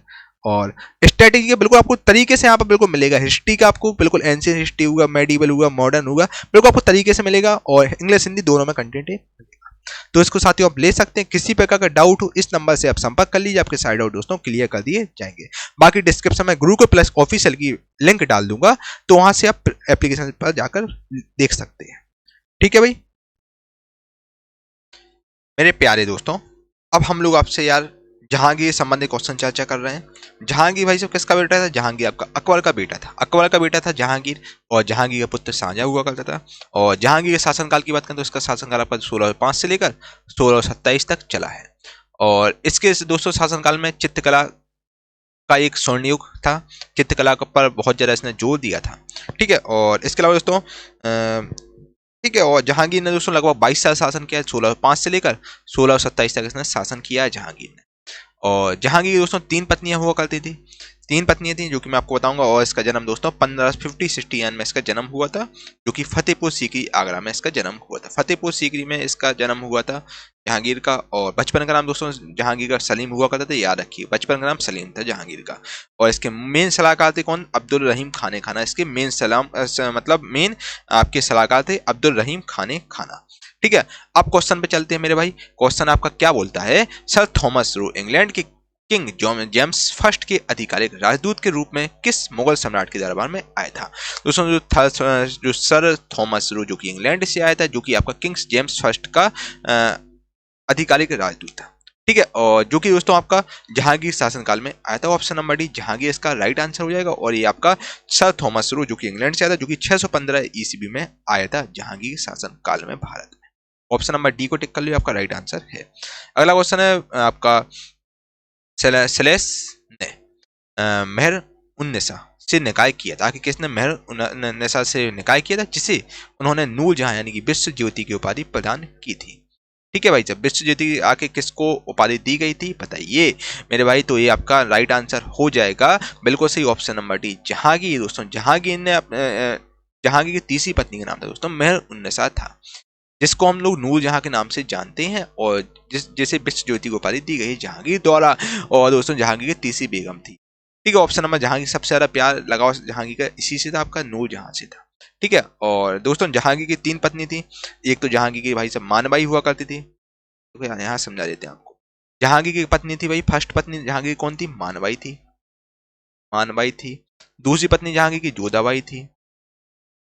और तीसरी पत्नी भाई साहब कौन थी? मेहरुन्निसा थी, यानी कि नूर जहां की इसको उपाधि दी गई थी, जिसका नाम है दोस्तों आपका मेहरुन्निसा था, ठीक है। इसे नूर जहां की उपाधि मिली है। और मानबाई के दोस्तों बेटा था, जिसका नाम था दोस्तों खुसरो, खुसरो था, यानी जहांगीर का बेटा है, मानबाई से प्राप्त हुआ था इसे। जोधाबाई के दोस्तों पुत्र का नाम था खुर्रम था, ठीक है। और दोस्तों मेहरुन्निसा थी, और इसकी जो मेहरुन्निसा थी, ठीक है। और इस प्रकार आपके दोस्तों जहांगीर 3 पत्नियां हुआ करती हैं, ठीक है मेरे भाई। और खुसरो खुर्रम आपके बहुत इंपॉर्टेंट करेक्टर हैं, आगे आके मैं आपको बताऊंगा इसके बारे में। और खुर्रम आपका जहाँ शाहजहां हुआ करता था, जो जोधाबाई से प्राप्त, जोधाबाई का जो बेटा था, यानी कि जहांगीर का बेटा था, कि जो दूसरी पत्नी जोधाबाई थी, ठीक है। तो वो खुर्रम था, जो कि आगे जाके आपका शाहजहां बनता है, जिसका नाम बचपन का नाम खुर्रम था, वो आगे जाके शाहजहां इसका रियल नेम होता है, ठीक है। और जिसकी पत्नी थी मुमताज महल। चलिए, नूरजहां किस मुगल सम्राट की पत्नी थी? नूरजहां दोस्तों आपकी बिल्कुल सही, right answer option number C, Jahangir की तीसरी नंबर की पत्नी थी आपकी नूरजहां, ऑप्शन नंबर सी को टिक कर लो, ये आपका बिल्कुल राइट आंसर हो जाएगा यार। बेहिचक टिक करो। जहांगीर किसके साथ विवाहित थी? दोस्तों ऑप्शन के अनुसार जहांगीर की 3 शादियां हुई थी। ठीक है, तो जहांगीर भाई साहब किसके साथ आके विवाहित थे बताइए, फटाफट से बताइए, फटाफट फटाफट क्विक। चलिए जल्दी से अपना उत्तर कमेंट बॉक्स में बताइए फटाफट से, मैं आपका कमेंट का वेट कर रहा हूं। चलिए दोस्तों, इसका राइट आंसर आपका बेसिकली आपका ए राइट आंसर भी होगा, और इसका आपका right answer option number C भी होगा। जहांगीर की दूसरी पत्नी थी जोधाबाई थी। ठीक है, और जहांगीर तीसरी पत्नी कौन थी? मेहरुनिसा थी, जिसे नूर जहां की उपाधि दी गई है। ऑप्शन नंबर ए और सी दोनों आपका इसका सही होगा। चलिए, अकबर के बाद सत्ता संभालने वाले, अकबर के बाद सत्ता संभालने वाले उनके पुत्र सलीम को आके सिलेस का खिताब मिला, जिसका अर्थ है विश्व विजेता। सलीम को आके किसका खिताब मिला है, जिसका अर्थ है दोस्तों विश्व विजेता। दोस्तों राइट आंसर आपका हो जाएगा बिल्कुल सही, ऑप्शन नंबर बी जहांगीर इसका राइट आंसर होगा। जहांगीर दोस्तों 22 साल शासन किया है, और अकबर के बाद दोस्तों सत्ता संभाली है। इसका नाम जहांगीर, बचपन का नाम सलीम हुआ करता था। ठीक है, और इसे विश्व विजेता की उपाधि दी गई है। ठीक है मेरे भाई। चलिए, कोई दिक्कत, कोई तकलीफ, कोई समस्या, किसी प्रकार का डाउट हो बताइए, आपके सारे डाउट बच्चे क्लियर कर दिए जाएंगे। ठीक है, चलिए चलिए अगले क्वेश्चन में चलते हैं बिना देर किए हुए। चलिए देखते हैं। जहांगीर 1605 से लेकर 1627 ईस्वी किस वंश का शासक था बताइए। चलिए बताइए, आखिर जो जहांगीर था, और जहांगीर जिसका शासनकाल 1605 से लेकर 1627 तक चला है, आखिर किस वंश का शासक था? तो ये आपका मुगल वंश का शासक हुआ करता। ऑप्शन नंबर डी आपका राइट आंसर है। चलिए, जहांगीर का जन्म दोस्तों फतेहपुर सीकरी में हुआ था, और ये कब हुआ था? मैं आपको स्टार्टिंग में ही बता चुका हूँ। तो 5069 में दोस्तों जहांगीर का जन्म हुआ था फतेहपुर सीकरी में, जो कि आपका आगरा में पड़ता है, फतेहपुर सीकरी। अगला क्वेश्चन, जहांगीर किसका पुत्र था? तो जहांगीर दोस्तों आपका अकबर का पुत्र हुआ था। Option number C Akbar right answer हो जाएगा। चलिए अगला क्वेश्चन आपका, निम्न में से किस बास राजकुमार सलीम ने मुगल तख्त पर चढ़ाई की थी? आखिर कौन से बास में दोस्तों राजकुमार सलीम ने जो मुगल तख्त पर चढ़ाई की थी? तो दोस्तों राजकुमार सलीम ने जो मुगल तख्त पर चढ़ाई की थी, वो आपकी की थी बिल्कुल सही। राइट आंसर आपका हो जाएगा बिल्कुल सही। क्या बात है, राइट आंसर ऑप्शन नंबर आपका सही है। चलिए बिल्कुल सही, option number B 1605 right answer आपका हो जाएगा। दोस्तों 17 अक्टूबर की बात है, 17 अक्टूबर 1605 को, 17 अक्टूबर 1605 दोस्तों अकबर के जो मृत्यु के बाद जहांगीर यानी कि सलीम ने मुगल तख्त पर चढ़ाई की थी, यानी कि सिर्फ शासक बन गया था। ऑब्वियसली बात है यार, हम राजकुमार सलीम की बात करें, ठीक है, तो ऑब्वियसली बात है यार, राजकुमार सलीम, सलीम का बचपन का नाम ये आपका, और जो आपका जहांगीर था, जहांगीर दोस्तों बचपन का नाम सलीम हुआ करता था। और इसने चढ़ाई यानी कि सिंहासन पर बैठ गया था। कुल मिला के मैं आपसे ये पूछना चाह रहा है, सलीम आखिर सिंहासन पर कब बैठ गया था? तो सलीम भाई साहब मुगल तख्त पर बैठा था 1605 में, और 1605 से लेकर 1627 तक इसका शासनकाल चला है। चित्रकला का स्वर्ण युग था इसके शासनकाल में, चित्रकला पर इसने बहुत ज्यादा जोर दिया था। ठीक है, अब हम इसके आपके पुत्र की बात कर रहे हैं। इसका पुत्र भाई साहब कौन था? ठीक है, चलो, अब इसका पुत्र था भाई साहब शाहजहां। शाहजहां से संबंधित क्वेश्चन देखेंगे अपन लोग। और शाहजहां जो कि दोस्तों जिसका बचपन का नाम भाई साहब क्या हुआ करता था? तो खुर्रम था, जो कि आपका जोधा भाई का बेटा था, और जिसका नाम 1592 में हुआ था। ठीक है, और इसकी पत्नी थी कौन? मुमताज महल, जिसने मुमताज महल, इसकी याद में ही दोस्तों ताजमहल का निर्माण किया है आपका शाहजहां ने। और शाहजहां का दोस्तों शासनकाल 1628 से लेकर 1658 तक चला, यानी 30 साल इसका शासनकाल चला है। ठीक है मेरे भाई, ओके। और इसने काफी सारी चीजें बनाई हैं, और इसके शासनकाल दोस्तों वास्तुकला का स्वर्ण युग कहते हैं। जो मैं आपको चीजें बताता जा रहा हूँ, जो आपके एग्जाम के लिए बहुत बहुत ज्यादा इंपॉर्टेंट, को नोट डाउन आप लोग भाई साहब जरूर करिएगा, ये इंपॉर्टेंट आपके एग्जाम के लिए है। ठीक है, तो इसके शासनकाल को वास्तुकला का स्वर्ण युग हम कहते हैं। और इसने दोस्तों जामा मस्जिद का निर्माण करवाया है, जामा मस्जिद जो कि दिल्ली में, का निर्माण इसने करवाया है। और इसके साथ साथ दोस्तों इसने आपका Kashmiri gate, Delhi gate, Ajmeri gate, Lahore gate, Taj Mahal, इस सब का निर्माण इसने शाहजहां ने करवाया, और भी बहुत सारी चीजें शाहजहां ने बनवाई हैं। इसका बेटा था दारा शिकोह, औरंगजेब, ये सब इसके बेटे थे। शाह सूजा और मुराद बख्श, ये सब आपके शाहजहां के पुत्र हुआ करते थे। ठीक है, चलिए, पुरंदर की संधि किसके बीच हुई थी? दोस्तों पुरंदर की संधि थी, ये बेसिकली आपका मुगल और मराठा के बीच हुई थी। ऑप्शन नंबर बी आपका जो आपका जो मुगलों और मराठा के बीच हुई थी, और औरंगजेब के समय पर बेसिकली ये हुई थी। और जो कि दोस्तों शिवाजी और आपका शिवाजी और बेसिकली आपका औरंगजेब के बीच हुआ था, और इनका मेन मीडिएटर राजा जयसिंह इनके मेन मीडिएटर थे। इन्होंने मतलब घेर दिया था अच्छे से शिवाजी को, ठीक है। तो ठीक है, तो और जी आपकी पुरंदर की संधि आपकी 1665 में हुई थी, और जो कि दोस्तों आपका मुगल और मराठा के बीच हुई थी। ऑप्शन नंबर आपका बी राइट आंसर हो। सेलेस को वास्तुकार राजा कहा जाता है क्योंकि उसके शासनकाल के दौरान दुनिया ने मुगल साम्राज्य की कला और संस्कृति का एक अनूठा विकास देखा है। तो आखिर किसको वास्तुकार का राजा कहा जाता है? क्योंकि उसके शासनकाल में दोस्तों दुनिया ने मुगल साम्राज्य की कला और संस्कृति का एक अनूठा विकास देखा। तो ये आपका राइट आंसर ऑप्शन नंबर ये हो जाएगा। अभी जस्ट मैंने आपको बताया है शाहजहां। दोस्तों शाहजहां के काल को वास्तुकला का स्वर्ण युग कहते हैं, वास्तुकला का इसको राजा भी कहते हैं क्योंकि इसने ताजमहल और भी बहुत सारी चीजों का निर्माण करवाया है। इसका शासनकाल 30 साल चला है। इसका बेटा था दोस्तों औरंगजेब, जिसको दोस्तों ना तो हिंदू पसंद करता था ना इसको मुसलमान पसंद करता। ये पूरा विलन था। और इसका एक बेटा था जो कि दारा शिकोह था। दारा शिकोह अगर दोस्तों होता तो इतिहास कुछ और ही होता, ठीक है। तो दारा शिकोह दोस्तों इसने दोस्तों पुराणों को जो ये बेसिकली ये सब धर्म को लेकर चलता है।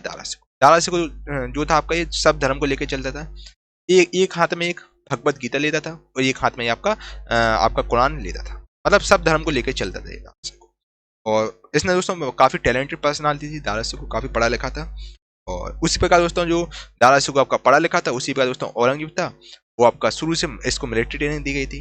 और वो होता ना, एक लड़का बहुत पढ़ा लिखा होता है, एक मतलब कवाड़ी टाइप का होता है। औरंगजेब को दोस्तों आप ऐसे ही बोल सकते हैं। और बेसिकली औरंगजेब को मतलब पूरी मतलब शुरू से इसने मतलब युद्ध वगैरह सब किए हैं, तो पूरी सेना इसके अंडर में ही हुआ करती थी औरंगजेब की।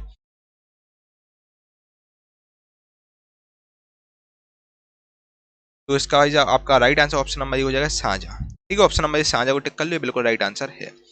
तो ये मैं आपको बता चुका हूँ और आगे आपको और भी चीज़ें मैं बताऊंगा, ठीक है। जो जो आपके इंपॉर्टेंट एग्जाम के लिए पॉइंट थे वो मैंने आपको सब बता दिए हैं। और शाहजहां के ज्येष्ठ पुत्र का क्या नाम था? शाहजहां का जो बेटा बड़ा बेटा था उसका नाम क्या था? दोस्तों शाहजहां का जो ज्येष्ठ पुत्र था उसका नाम आपका हुआ करता था, बिल्कुल सही राइट आंसर आपका। चलिए बताइए, जल्दी से बताइए। चलिए शाहजहां का दोस्तों ज्येष्ठ पुत्र का नाम था आपका दारा शिकोह। ऑप्शन नंबर भी दारा शिकोह टिक कर लीजिए, आपका राइट आंसर हो जाएगा। दारा शिकोह शाहजहां का बड़ा बेटा था, ठीक है। और शाहजहां के बेसिकली 4 बेटे थे। दारा शिकोह 4 बेटे थे इसके, दारा शिकोह, औरंगजेब, शाह शुजा और मुराद बख्श थे। और दारा शिकोह और दोनों एक दूसरे से मतलब दोनों दुश्मन थे, मतलब दारा शिकोह और आपका औरंगजेब, ठीक है। तो दारा शिकोह की हत्या बेसिकली दोस्तों औरंगजेब ने ही की थी। औरंगजेब ने दोस्तों दारा शिकोह की हत्या करवाई थी, और इतनी बुरी तरीके से मतलब बेसिकली दोस्तों यार शाहजहां चाहता था कि हम अपने बेटे, शाहजहां दोस्तों सबसे ज्यादा प्यार करता था दारा शिकोह से। वो चाहता है कि दारा शिकोह को हम गद्दी पर बैठा दें, लेकिन दोस्तों अपोजिट था औरंगजेब। औरंगजेब जबरदस्ती गद्दी पर बैठ गया था। इसने दोस्तों अपने पापा को, तो ये पूरा विलन था, इसने अपने पापा को मतलब जेल में बंद करा दिया, और फिर उसी जेल में उनकी मृत्यु हो गई आगरा में। और उसी बार दोस्तों औरंगजेब जो दारा शिकोह था, दारा शिकोह एक गुरु तेग बहादुर थे। गुरु तेग बहादुर दोस्तों दारा शिकोह के समकालीन थे और दारा शिकोह को फेवर कर रहे थे। तो उसने दोस्तों क्या किया, गुरु तेग बहादुर की जो कि आपका गुरुद्वारा है, गुरुद्वारा है आपका यहाँ पर चांदनी चौक के पास में गुरुद्वारा, उनकी इसने हत्या कर दी थी औरंगजेब ने। और दारा शिकोह की अगर हम बात करें दोस्तों, दारा शिकोह को इसने बेसिकली इसने दारा शिकोह की भी हत्या की थी। और पूरी दिल्ली में चांदनी चौक की तरफ इसने एक गधे पर बिठाकर पूरे चांदनी चौक में घुमाया था। मतलब ये पूरा कट्टर औरंगजेब पूरा एक कट्टर हुआ करता था, पूरा विलन था ये आपका। तो right answer option number B Dara Shikoh इसका राइट आंसर हो जाएगा। दोस्तों अगर दारा शिकोह आज गद्दी पर बैठा होता, मतलब उस टाइम पर अगर गद्दी पर बैठा होता तो इतिहास कुछ और ही होता, ठीक है। इतने सारे युद्ध और इतने सारी चीजें नहीं होती। चलिए, निम्न में से किसे शाहजहां द्वारा सुल्तान बुलंद इकबाल की उपाधि दी गई है? तो सुल्तान बुलंद इकबाल की उपाधि आपकी दी गई है, बिल्कुल सही राइट आंसर आपका हो जाएगा। चलिए बिल्कुल सही, चलिए बताइए। जो आपका दोस्तों सुल्तान बुलंद इकबाल की जो उपाधि दी गई ये आपकी दारा शिकोह को दी गई। Option number C Dara Shikoh इसका राइट आंसर हो जाएगा। ये बड़ा बेटा था दोस्तों शाहजहां का, ये ज्येष्ठ पुत्र था। अगला क्वेश्चन आपका, मुगल सिंहासन संभालने से पहले शाहजहां को क्या कहा जाता था? यानी कि दोस्तों मुगल सिंहासन संभालने पहले दोस्तों शाहजहां को का बचपन का नाम यानी कि क्या था? जो कि मैं आपको बता चुका हूँ, इसका बचपन का नाम था दोस्तों खुर्रम। ऑप्शन नंबर 1 खुर्रम को टिक कर लीजिए। और खुर्रम दोस्तों गद्दी पे बैठा था 1628 पर, ठीक है। और 1628 में और जैसे ही गद्दी बैठा और इसने अपनी दिल्ली राजधानी बना दी थी खुर्रम ने, यानी कि शाहजहां ने अपनी राजधानी आगरा से, पहले आगरा थी और फिर इसके आगरा से दिल्ली ट्रांसफर कर दी गई। ठीक है, चलिए अगले क्वेश्चन में चलते हैं। ये क्वेश्चन बहुत ज्यादा इंपॉर्टेंट। मयूर सिंहासन एक प्रसिद्ध रत्न जड़ित सिंहासन था जिस पर भारत के किस सम्राटों की हुकूमत थी। तो उसमें बहुत ही ज्यादा इंपॉर्टेंट क्वेश्चन आपके एग्जाम के पॉइंट ऑफ व्यू से है। मयूर सिंहासन जो कि सबसे पॉपुलर सिंहासन रहा है, और ठीक है, और जिसको दोस्तों बेसिकली मयूर सिंहासन एक प्रसिद्ध रत्न जड़ित सिंहासन था, और जो कि दोस्तों आपके इस पर शाहजहां बैठता था, है ना। इसको अंग्रेज लूट के ले गए थे, फिर नादिर शाह ले गए थे इसको। ठीक है, तो मयूर सिंहासन एक प्रसिद्ध रत्न जड़ित सिंहासन था जिस पर भारत की बेसिकली किस सम्राटों की हुकूमत थी। तो इस पर आपके मुगल सम्राटों की हुकूमत हुआ करती थी। ऑप्शन नंबर सी इसका मुगल राइट आंसर हो जाएगा। ठीक है, चलिए मयूर सिंहासन इनमें से किस प्रसिद्ध मुगल सम्राट से संबंधित था। तो मयूर सिंहासन आपका शाहजहां से संबंधित था। ऑप्शन नंबर सी शाहजहां इसका राइट आंसर हो जाएगा। ठीक है, चलिए अगला क्वेश्चन आपका फ्रांस का रहने वाला आपका फ्रांकोइस बर्नियर सम्राट सेलेस के ज्येष्ठ पुत्र दारा सिकोह के चिकित्सक के रूप में मुगल दरबार से जुड़ा हुआ था। तो दोस्तों ये आपका जो, फिर से सुनिए क्वेश्चन को आप लोग। आपका जो फ्रांस का रहने वाला आपका जो फ्रैंकोइस बर्नियर सम्राट था, सम्राट ये आपका शाहजहां के ज्येष्ठ पुत्र दारा सिकोह के चिकित्सक के रूप में मुगल दरबार से जुड़ा हुआ था। ऑप्शन नंबर सी शाहजहां आपका राइट आंसर हो जाएगा। चिकित्सक हुआ करता था, पीछे डॉक्टर था ये आपका। ठीक है, चलिए शाहजहां किसका मुगल शासक था। शाहजहां आखिर कौन से नंबर का मुगल शासक था। दोस्तों अगर शाहजहां की हम बात करें तो बच्चा शाहजहां जो आपका था ये चौथे नंबर का मुगल शासक हुआ करता है। चौथे नंबर मतलब पांचवें नंबर का मुगल शासक था। ऑप्शन नंबर डी 5 को टिक कर लीजिए, आपका राइट आंसर है। और पांचवी की सुनिए भाई, काउंटिंग में आपको कैसे बता रहा हूँ, सुनना बात को अच्छे से। देखो सबसे पहला भाई जब मुगल शासक कौन था, बाबर था। बाबर था। पांचवें नंबर पर दोस्तों आपका औरंगजेब मतलब शाहजहां आता है। छठवें नंबर पर आपका औरंगजेब आता है।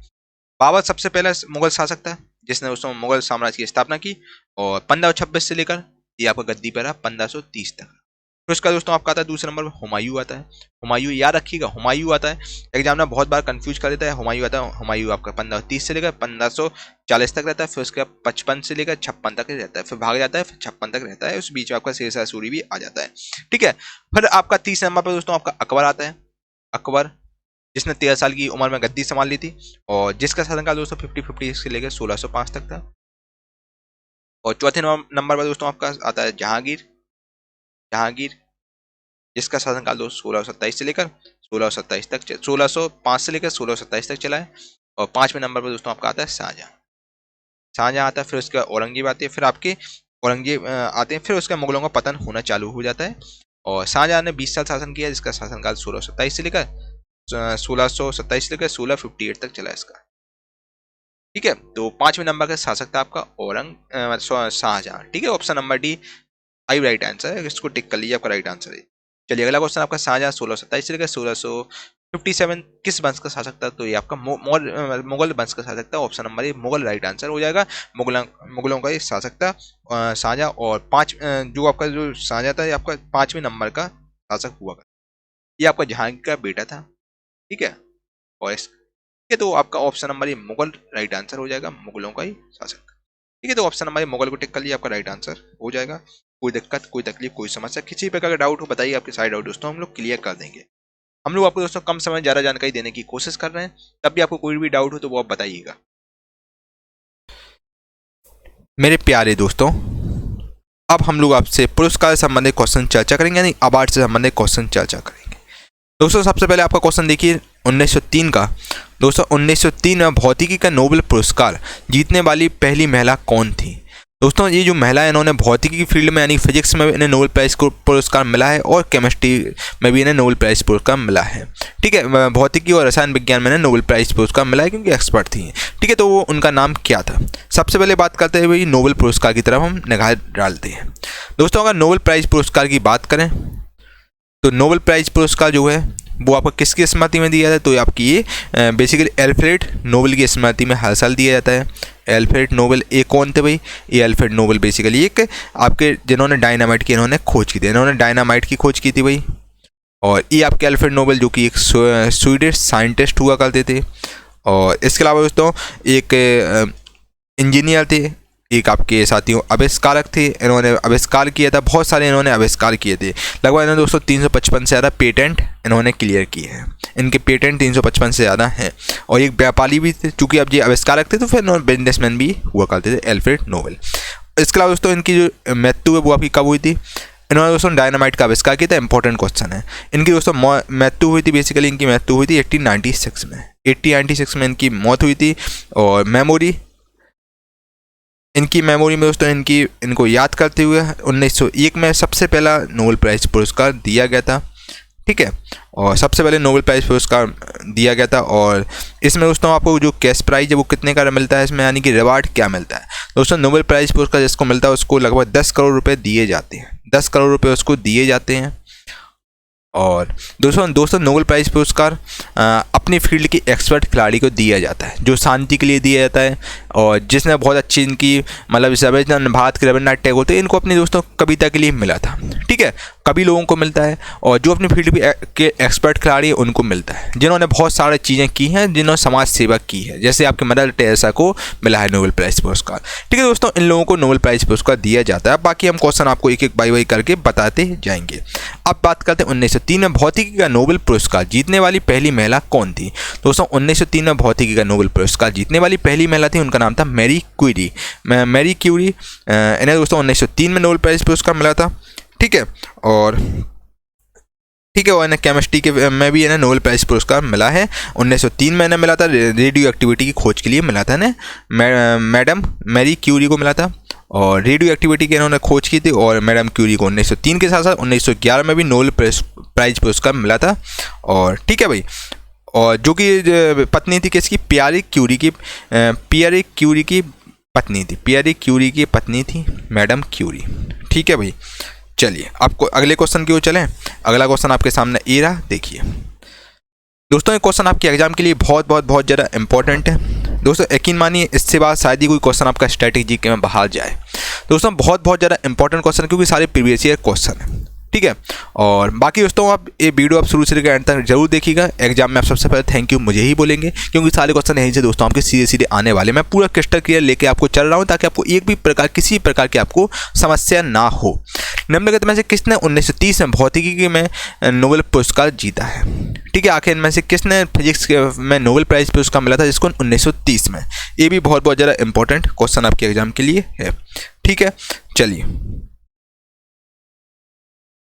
चलिए बताइए, जल्दी से बताइए। मैं आपको 3 सेकंड का समय देता हूँ, जल्दी से अपना उत्तर कमेंट बॉक्स में दीजिए। चलिए दोस्तों, बिल्कुल सही आंसर है आपका। राइट आंसर आपका हो जाएगा option number B, C V Raman. C V Raman को दोस्तों 1930 में भौतिकी में फिजिक्स में इन्हें नोबेल प्राइज़ पुरस्कार मिला था। इन्होंने दोस्तों रमन इफेक्ट प्रभाव की खोज की थी, सीवी रमन ने। ठीक है, और इसके अलावा दोस्तों इन्हें भारत के पहले वैज्ञानिक थे जिन्हें नोबेल प्राइज़ पुरस्कार मिला था 1930 में। ठीक है, सीवी रमन को, जिन्होंने रमन इफेक्ट की खोज की थी। आपने फिजिक्स में पढ़ा ही होगा रमन इफेक्ट। चलिए, भौतिकी में नोबेल पुरस्कार में से सम्मानित किए गए पहले भारतीय आखिर वो कौन थे? ठीक है, इंपॉर्टेंट क्वेश्चन आपके एग्जाम के पॉइंट ऑफ व्यू से है, और जस्ट अभी मैंने आपको इसका आंसर बताया है। ठीक है, तो राइट आंसर हो जाएगा दोस्तों इनका सीवी रमन को दोस्तों 1930 में फिजिक्स में के लिए नोबेल पुरस्कार मिला था। इन्होंने रमन इफेक्ट की खोज की थी, उन्हें उसके लिए नोबेल प्राइज़ पुरस्कार मिला था। इनका पूरा नाम है दोस्तों चंद्रशेखर वेंकट रमन, जिसको हम शॉर्ट फॉर्म में सीवी रमन बोलते हैं। ठीक है मेरे भाई, ऑप्शन नंबर ए को टिक कर लो, ये आपका राइट आंसर है। क्या आपको कोई दिक्कत, कोई तकलीफ, कोई समस्या, किसी प्रकार का डाउट हो बताइए, आपके सारे डाउट बच्चे क्लियर कर दिए जाएंगे। अगले क्वेश्चन में चलें। चलिए अगले क्वेश्चन में चलते हैं बिना देर किए हुए। अगला क्वेश्चन आपके सामने मेरे भाई ये रहा, देखिए दोस्तों। अगर अभी तक आपने चैनल को सब्सक्राइब नहीं किया, चैनल को सब्सक्राइब जरूर कर लीजिएगा। अभी आप एप्लीकेशन पर देख रहे हैं तो दोस्तों जरूर कमेंट करके बताइए कैसा आपको सेशन लग रहा है। ठीक है, अपने दोस्तों को दोस्तों ज़्यादा ये दोस्तों जो पेड कोर्स का आपको कंटेंट मिल रहा है, ज़्यादा से ज़्यादा दोस्तों को बताइएगा, चैनल के बारे में बताइए कि आपको यहाँ पर सारा कंटेंट फ्री ऑफ कॉस्ट मिलता है। आपको ये पूरा दोस्तों बेसिकली हम लोगों ने कोर्स भी आप लोगों के लिए बनाया है। ठीक है, और जो कि आपका दोस्तों इसमें सारे कंप्लीट क्वेश्चन कराए जाएंगे, जिसको आप ले सकते हैं, जो कि मिनिमम शुल्क में आपसे लिया जाए, ताकि हम लोग सर्वर का चार्ज उठा सकें। निम्नलिखित भारतीयों में से किसने नोबेल पुरस्कार नहीं जीता है? तो आखिर में से कौन से भारतीय थे इन्होंने नोबेल प्राइज़ पुरस्कार नहीं जीता है? ठीक है, देखो दोस्तों ये बात तो आप मान रहे हैं। देखो सुनना बात को अच्छे से। रविन्द्रनाथ टैगोर को दोस्तों नोबेल प्राइज़ पुरस्कार मिला था 1913 में, आप जानते ही हैं। 1913 में रविन्द्रनाथ टैगोर को नोबेल प्राइज़ पुरस्कार मिला था और ये पहले भारतीय थे जिन्हें नोबेल प्राइज़ पुरस्कार मिला था, गीतांजलि के लिए इन्हें दिया गया था। CV रमन पहले भारतीय साइंटिस्ट थे जिन्हें नोबेल प्राइज़ पुरस्कार मिला था 1930 में, ठीक है। और सत्यजीत रे दोस्तों इसका आंसर हो जाएगा, पर सत्यजीत रे को नोबेल प्राइज़ पुरस्कार नहीं मिला। अमर्त्य सेन को दोस्तों पहला अर्थशास्त्र के लिए नोबेल प्राइज़ पुरस्कार मिला था। अमर्त्य सेन को आपका 1998 में, ठीक है ना, 1998 में मिला था, जबकि उसको सत्यजीत रे को नोबेल प्राइज़ पुरस्कार नहीं मिला है। ये आपके भारतीय फिल्म के निर्देशक हैं सत्यजीत रे, ठीक है। और इन्हें दोस्तों 20वीं सदी के सर्वोच्च फिल्म निर्देशकों में गिना जाता है सत्यजीत रे को, ठीक है। तो इन्हें अभी तक नोबेल प्राइज़ पुरस्कार नहीं मिला है, एक बेसिकली निर्देशक हैं आपके, ठीक है, सत्यजीत रे। तो ऑप्शन नंबर सी को टिक कर लो, आपका राइट आंसर हो जाएगा। रविन्द्रनाथ टैगोर को नोबेल पुरस्कार किसके लिए मिला था? अभी जस्ट मैंने बताया दोस्तों, रविन्द्रनाथ टैगोर को जो नोबेल प्राइज़ पुरस्कार 1913 मिला था, ये पहले भारतीय जिन्हें नोबेल प्राइज़ पुरस्कार मिला था रविन्द्रनाथ टैगोर को। इनकी जो किताब थी उसके लिए इन्हें दिया गया था। इनका एक काव्य संग्रह था जिसका नाम था गीतांजलि। गीतांजलि के दोस्तों इन्हें नोबेल प्राइज़ पुरस्कार मिला था रविन्द्रनाथ टैगोर को। तो ये आपके साहित्य लिटरेचर की फील्ड में मिला था रविन्द्रनाथ टैगोर जी को, ठीक है। अगला क्वेश्चन है आपका, साहित्य में नोबेल पुरस्कार प्राप्त करने वाले प्रथम भारतीय के नाम बताइए। तो राइट आंसर आपका हो जाएगा ऑप्शन नंबर ए, रविन्द्रनाथ टैगोर को दोस्तों साहित्य के फील्ड में नोबेल प्राइज़ पुरस्कार मिला था, ठीक है। ऑप्शन नंबर ए को टिक कर लो, आपका राइट आंसर है। ओके भाई, कोई दिक्कत, कोई तकलीफ, कोई समस्या, किसी प्रकार का डाउट हो वो भी बताइए, आपके सारे डाउट क्लियर कर दिए जाएंगे। धुन के आपके डाउट क्लियर किए जाएंगे। खैर आपको कोई डाउट आना जीके में दिक्कत ही नहीं होगी, कोई डाउट आपको आएगा नहीं, क्योंकि कैलकुलेशन वाला पार्ट नहीं है।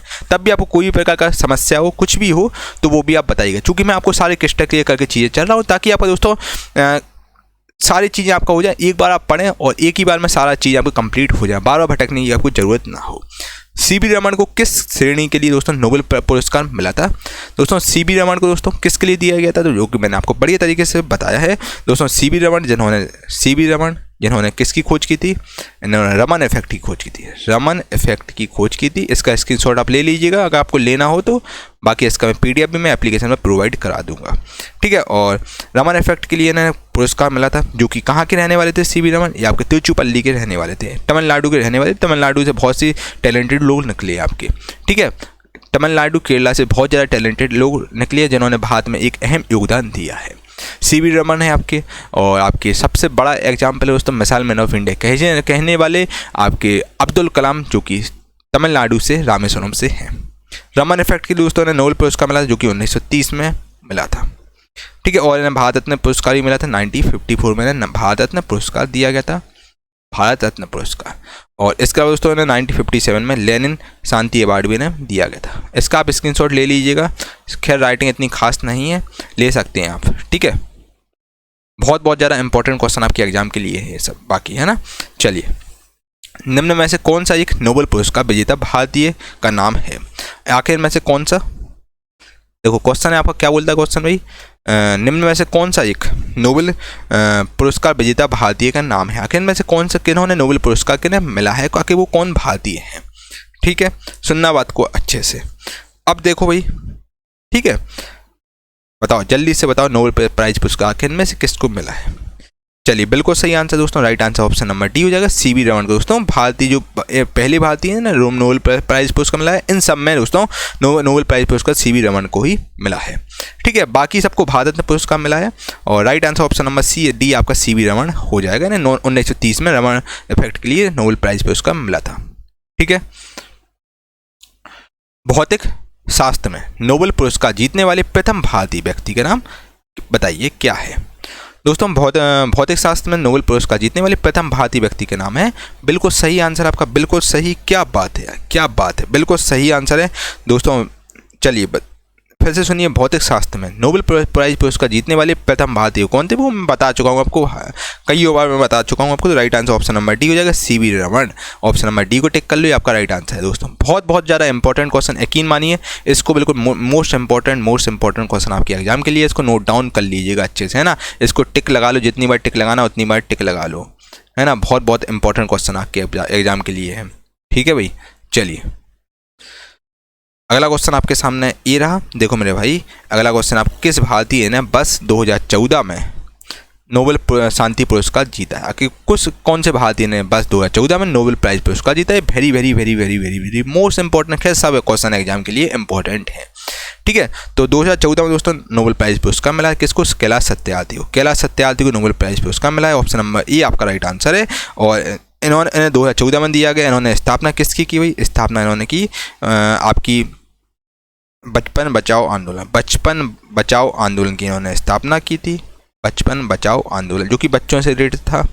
और ठीक है, 2014 में दोस्तों एक लोगों को और पुरस्कार मिला था, केवल दोस्तों 2 लोगों को पुरस्कार मिला था 2014 में। एक कैलाश सत्यार्थी को मिला था, एक आपका मलाला यूसुफजई को मिला था। मलाला यूसुफजई को मिला था जो कि पाकिस्तान की रहने वाली थी। मलाला यूसुफजई, खैर इनकी अब शादी हो गई, मलाला यूसुफजई, और जो कि शिक्षा कार्यकर्ता हैं जो पाकिस्तान से हैं। ठीक है, ऑप्शन नंबर ये आपका राइट आंसर है। अगला क्वेश्चन है, कैलाश सत्यार्थी को नोबेल पुरस्कार किसके लिए मिला था? दोस्तों कैलाश सत्यार्थी को नोबेल पुरस्कार मिला था किसके लिए? आपका मिला था शांति के लिए मिला था। इन्होंने बचपन बचाओ आंदोलन के संस्थापक थे। ठीक है, कैलाश सत्यार्थी जी। चलिए ऑप्शन नंबर सी आपका राइट आंसर है। अगला क्वेश्चन, मदर टेरेसा के बाद किस भारतीय ने नोबेल शांति पुरस्कार प्राप्त किया? तो मदर टेरेसा के बाद दोस्तों वो कौन से भारतीय थे जिन्हें नोबेल प्राइज पुरस्कार मिला था? ठीक है, तो राइट आंसर बताइए क्या होगा आपके हिसाब से? तो राइट आंसर दोस्तों बिल्कुल सही, बिल्कुल सही। क्या बात है यार दोस्तों, मदर टेरेसा के बाद वो कौन से भारतीय ने नोबेल प्राइज पुरस्कार मिला था? दोस्तों अगर मदर टेरेसा की बात करें, ये पहली वुमेन थी जिन्हें नोबेल प्राइज पुरस्कार मिला था जो कि 1979 में। मदर टेरेसा की अगर हम पहले बात करें, मदर टेरेसा के बारे में क्या क्या चीज़ें आपको बतानी होंगी। देखो मदर टेरेसा की बच्चा अगर हम बात करें तो सुन लो बात को अच्छे से बात को सुनना। देखो चलो मैं इसको लाइट कर देता हूँ ताकि आपको चीज़ें सही लगें। दोस्तों देखो मदर टेरेसा जो कि फर्स्ट भारतीय थी, लेडीज थी जिन्हें मतलब भारत में नोबेल प्राइज पुरस्कार मिला था। ठीक है, मदर टेरेसा को 1979 में दोस्तों मदर टेरेसा को नोबेल प्राइज पुरस्कार मिला था, शांति के लिए मिला था। शांति के लिए नोबेल प्राइज पुरस्कार मिला था मदर टेरेसा को 1980 में, फिर भारत में मिला था और 1997 में इनकी मृत्यु हो गई थी। काफ़ी अवार्ड मैंने मिला है खैर मदर टेरेसा को। और 1979 के बाद दोस्तों फिर अवार्ड मिला है शांति के लिए, ये मिला है कैलाश सत्यार्थी को मिला है 2014 में। तो आपका राइट आंसर क्या हो जाएगा? ऑप्शन नंबर सी को आप टिक कर लो, ऑप्शन नंबर सी आपका राइट आंसर है। ठीक है, अगला क्वेश्चन आपके सामने ये रहा, बस 1915 में किस वैज्ञानिक ने पौधे में क्लोरोफिल की संरचना की प्रकृति का वर्णन करने के लिए नोबेल पुरस्कार जीता हो? इसकी संरचना में केंद्रीय तत्व के रूप में मैग्नीशियम का उल्लेख किया गया है।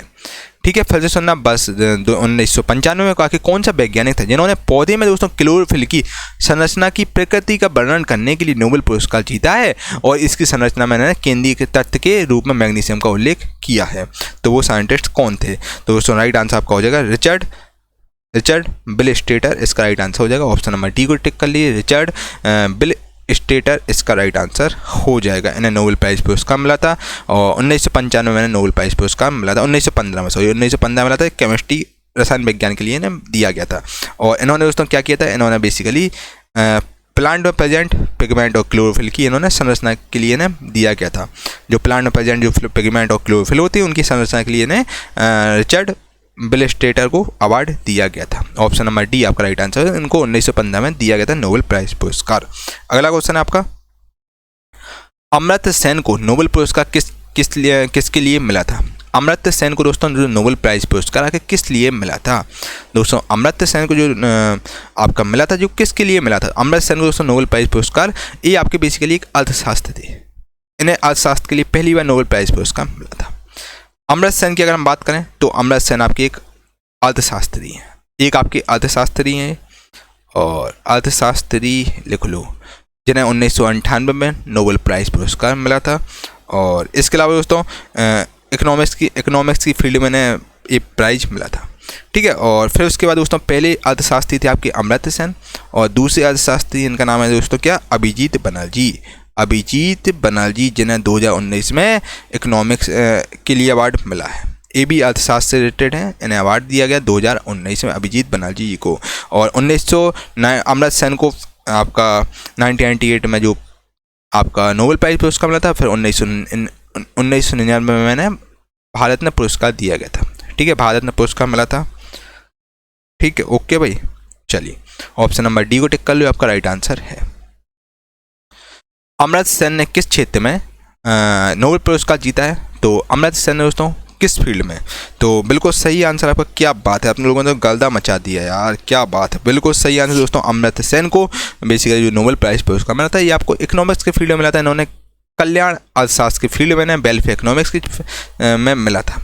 ठीक है, जो अध्याय है वेलफेयर इकोनॉमिक्स उसमें ने नोबेल प्राइज पुरस्कार मिला था अमर्त्य सेन को।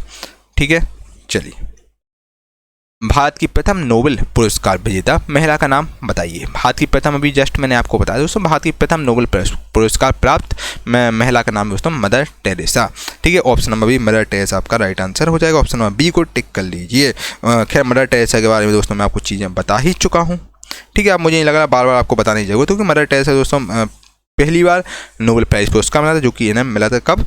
1979 में। मदर टेरेसा को 1979 में नोबेल प्राइज पुरस्कार मिला। फिर उसके बाद इन्हें 1980 में भारत में मिला था। ये विदेशी थी, फिर उसके बाद ये इंडिया में शिफ्ट हो गई थी। आज़ादी के बाद दोस्तों फिर इंडिया में शिफ्ट हो गई थी, फिर इन्हें इंडिया की नागरिकता मिल गई थी। और 1997 में इनकी खैर मृत्यु हो गई थी, जो कि कलकत्ता में इनकी मृत्यु हो गई थी। मदर टेरेसा दोस्तों बेसिकली पहली महिला थी, इन्हें आपका नोबेल प्राइज पुरस्कार मिला है शांति के लिए, इन्हें मिला था। ठीक है, इन्होंने मानव सेवा की थी, उसके लिए इन्हें मिला था। बहुत ज़्यादा उन्होंने बड़े स्तर पर सेवाएं की थी। नोबेल शांति पुरस्कार जीतने वाले पहले अमेरिकी कौन थे? ठीक है, चलिए बताइए। तो राइट आंसर आपका दोस्तों हो जाएगा बिल्कुल सही आंसर दोस्तों। दोस्तों नोबेल शांति पुरस्कार जीतने वाले जो पहले अमेरिकी थी वो कौन थे? सुनना अच्छे से, मैं आपको बता देता हूँ ताकि आपको चीज़ें क्लियर हो। देखो फर्स्ट अमेरिकी कौन थे भाई? सुनना बात को। देखो राइट आंसर, देखो फर्स्ट अमेरिकी थे, इनका नाम था दोस्तों Theodore Roosevelt. Option number C आपका राइट आंसर हो जाएगा। जो आपके फर्स्ट अमेरिकी थे थियोडोर रूजवेल्ट। ठीक है, जो कि अमेरिका के राष्ट्रपति भी थे। ये आपके अमेरिका के राष्ट्रपति भी थे। ठीक है, अमेरिका के राष्ट्रपति भी हुआ करते थे। और इसके अलावा दोस्तों इन्हें शांति के लिए पुरस्कार मिला था। शांति के लिए इन्हें पुरस्कार दिया गया था, शांति के लिए। ठीक है, शांति के लिए इन्हें पुरस्कार मिला था अमेरिका की राष्ट्रपति के लिए। और इसका मेन रीज़न क्या था भाई, इन्हें क्यों अवार्ड दिया गया था? इसका दोस्तों मेन रीज़न ये था कि इनका बहुत बड़ा अहम योगदान था। जो जापान और रशिया के बीच जो युद्ध चल रहा था उसको बंद करवाने के लिए इन्होंने पहल की थी, और इनका बहुत बड़ा अहम योगदान था। जो जापान और रशिया के बीच युद्ध चल रहा था उसके लिए दोस्तों नोबेल प्राइज पुरस्कार मिला थियोडोर रूजवेल्ट को। ऑप्शन नंबर सी आपका राइट आंसर हो जाएगा। पहले अमेरिकी थे, इन्हें नोबेल प्राइज पुरस्कार मिला था। चलिए अगला क्वेश्चन आपके सामने ये रहा। निम्नलिखित में से कौन सा व्यक्ति भारतीय मूल के व्यक्ति हैं जिसे भौतिक शास्त्र के लिए नोबेल पुरस्कार भी मिला है? ठीक है, तो आपका राइट आंसर हो जाएगा बिल्कुल सही आंसर दोस्तों। इनमें से इन ऑप्शन के अनुसार दोस्तों वो कौन से भारतीय मूल के व्यक्ति हैं और भौतिक शास्त्र के लिए नोबेल पुरस्कार भी मिला है? तो विकल्प के अनुसार दोस्तों राइट आंसर आपका हो जाएगा option number D Subramanyam Chandrasekhar. ठीक है, सुब्रमण्यम चंद्रशेखर को दोस्तों 1983 में फिजिक्स के लिए नोबेल प्राइज पुरस्कार मिला था। 1983 में दिया गया था नोबेल प्राइज पुरस्कार।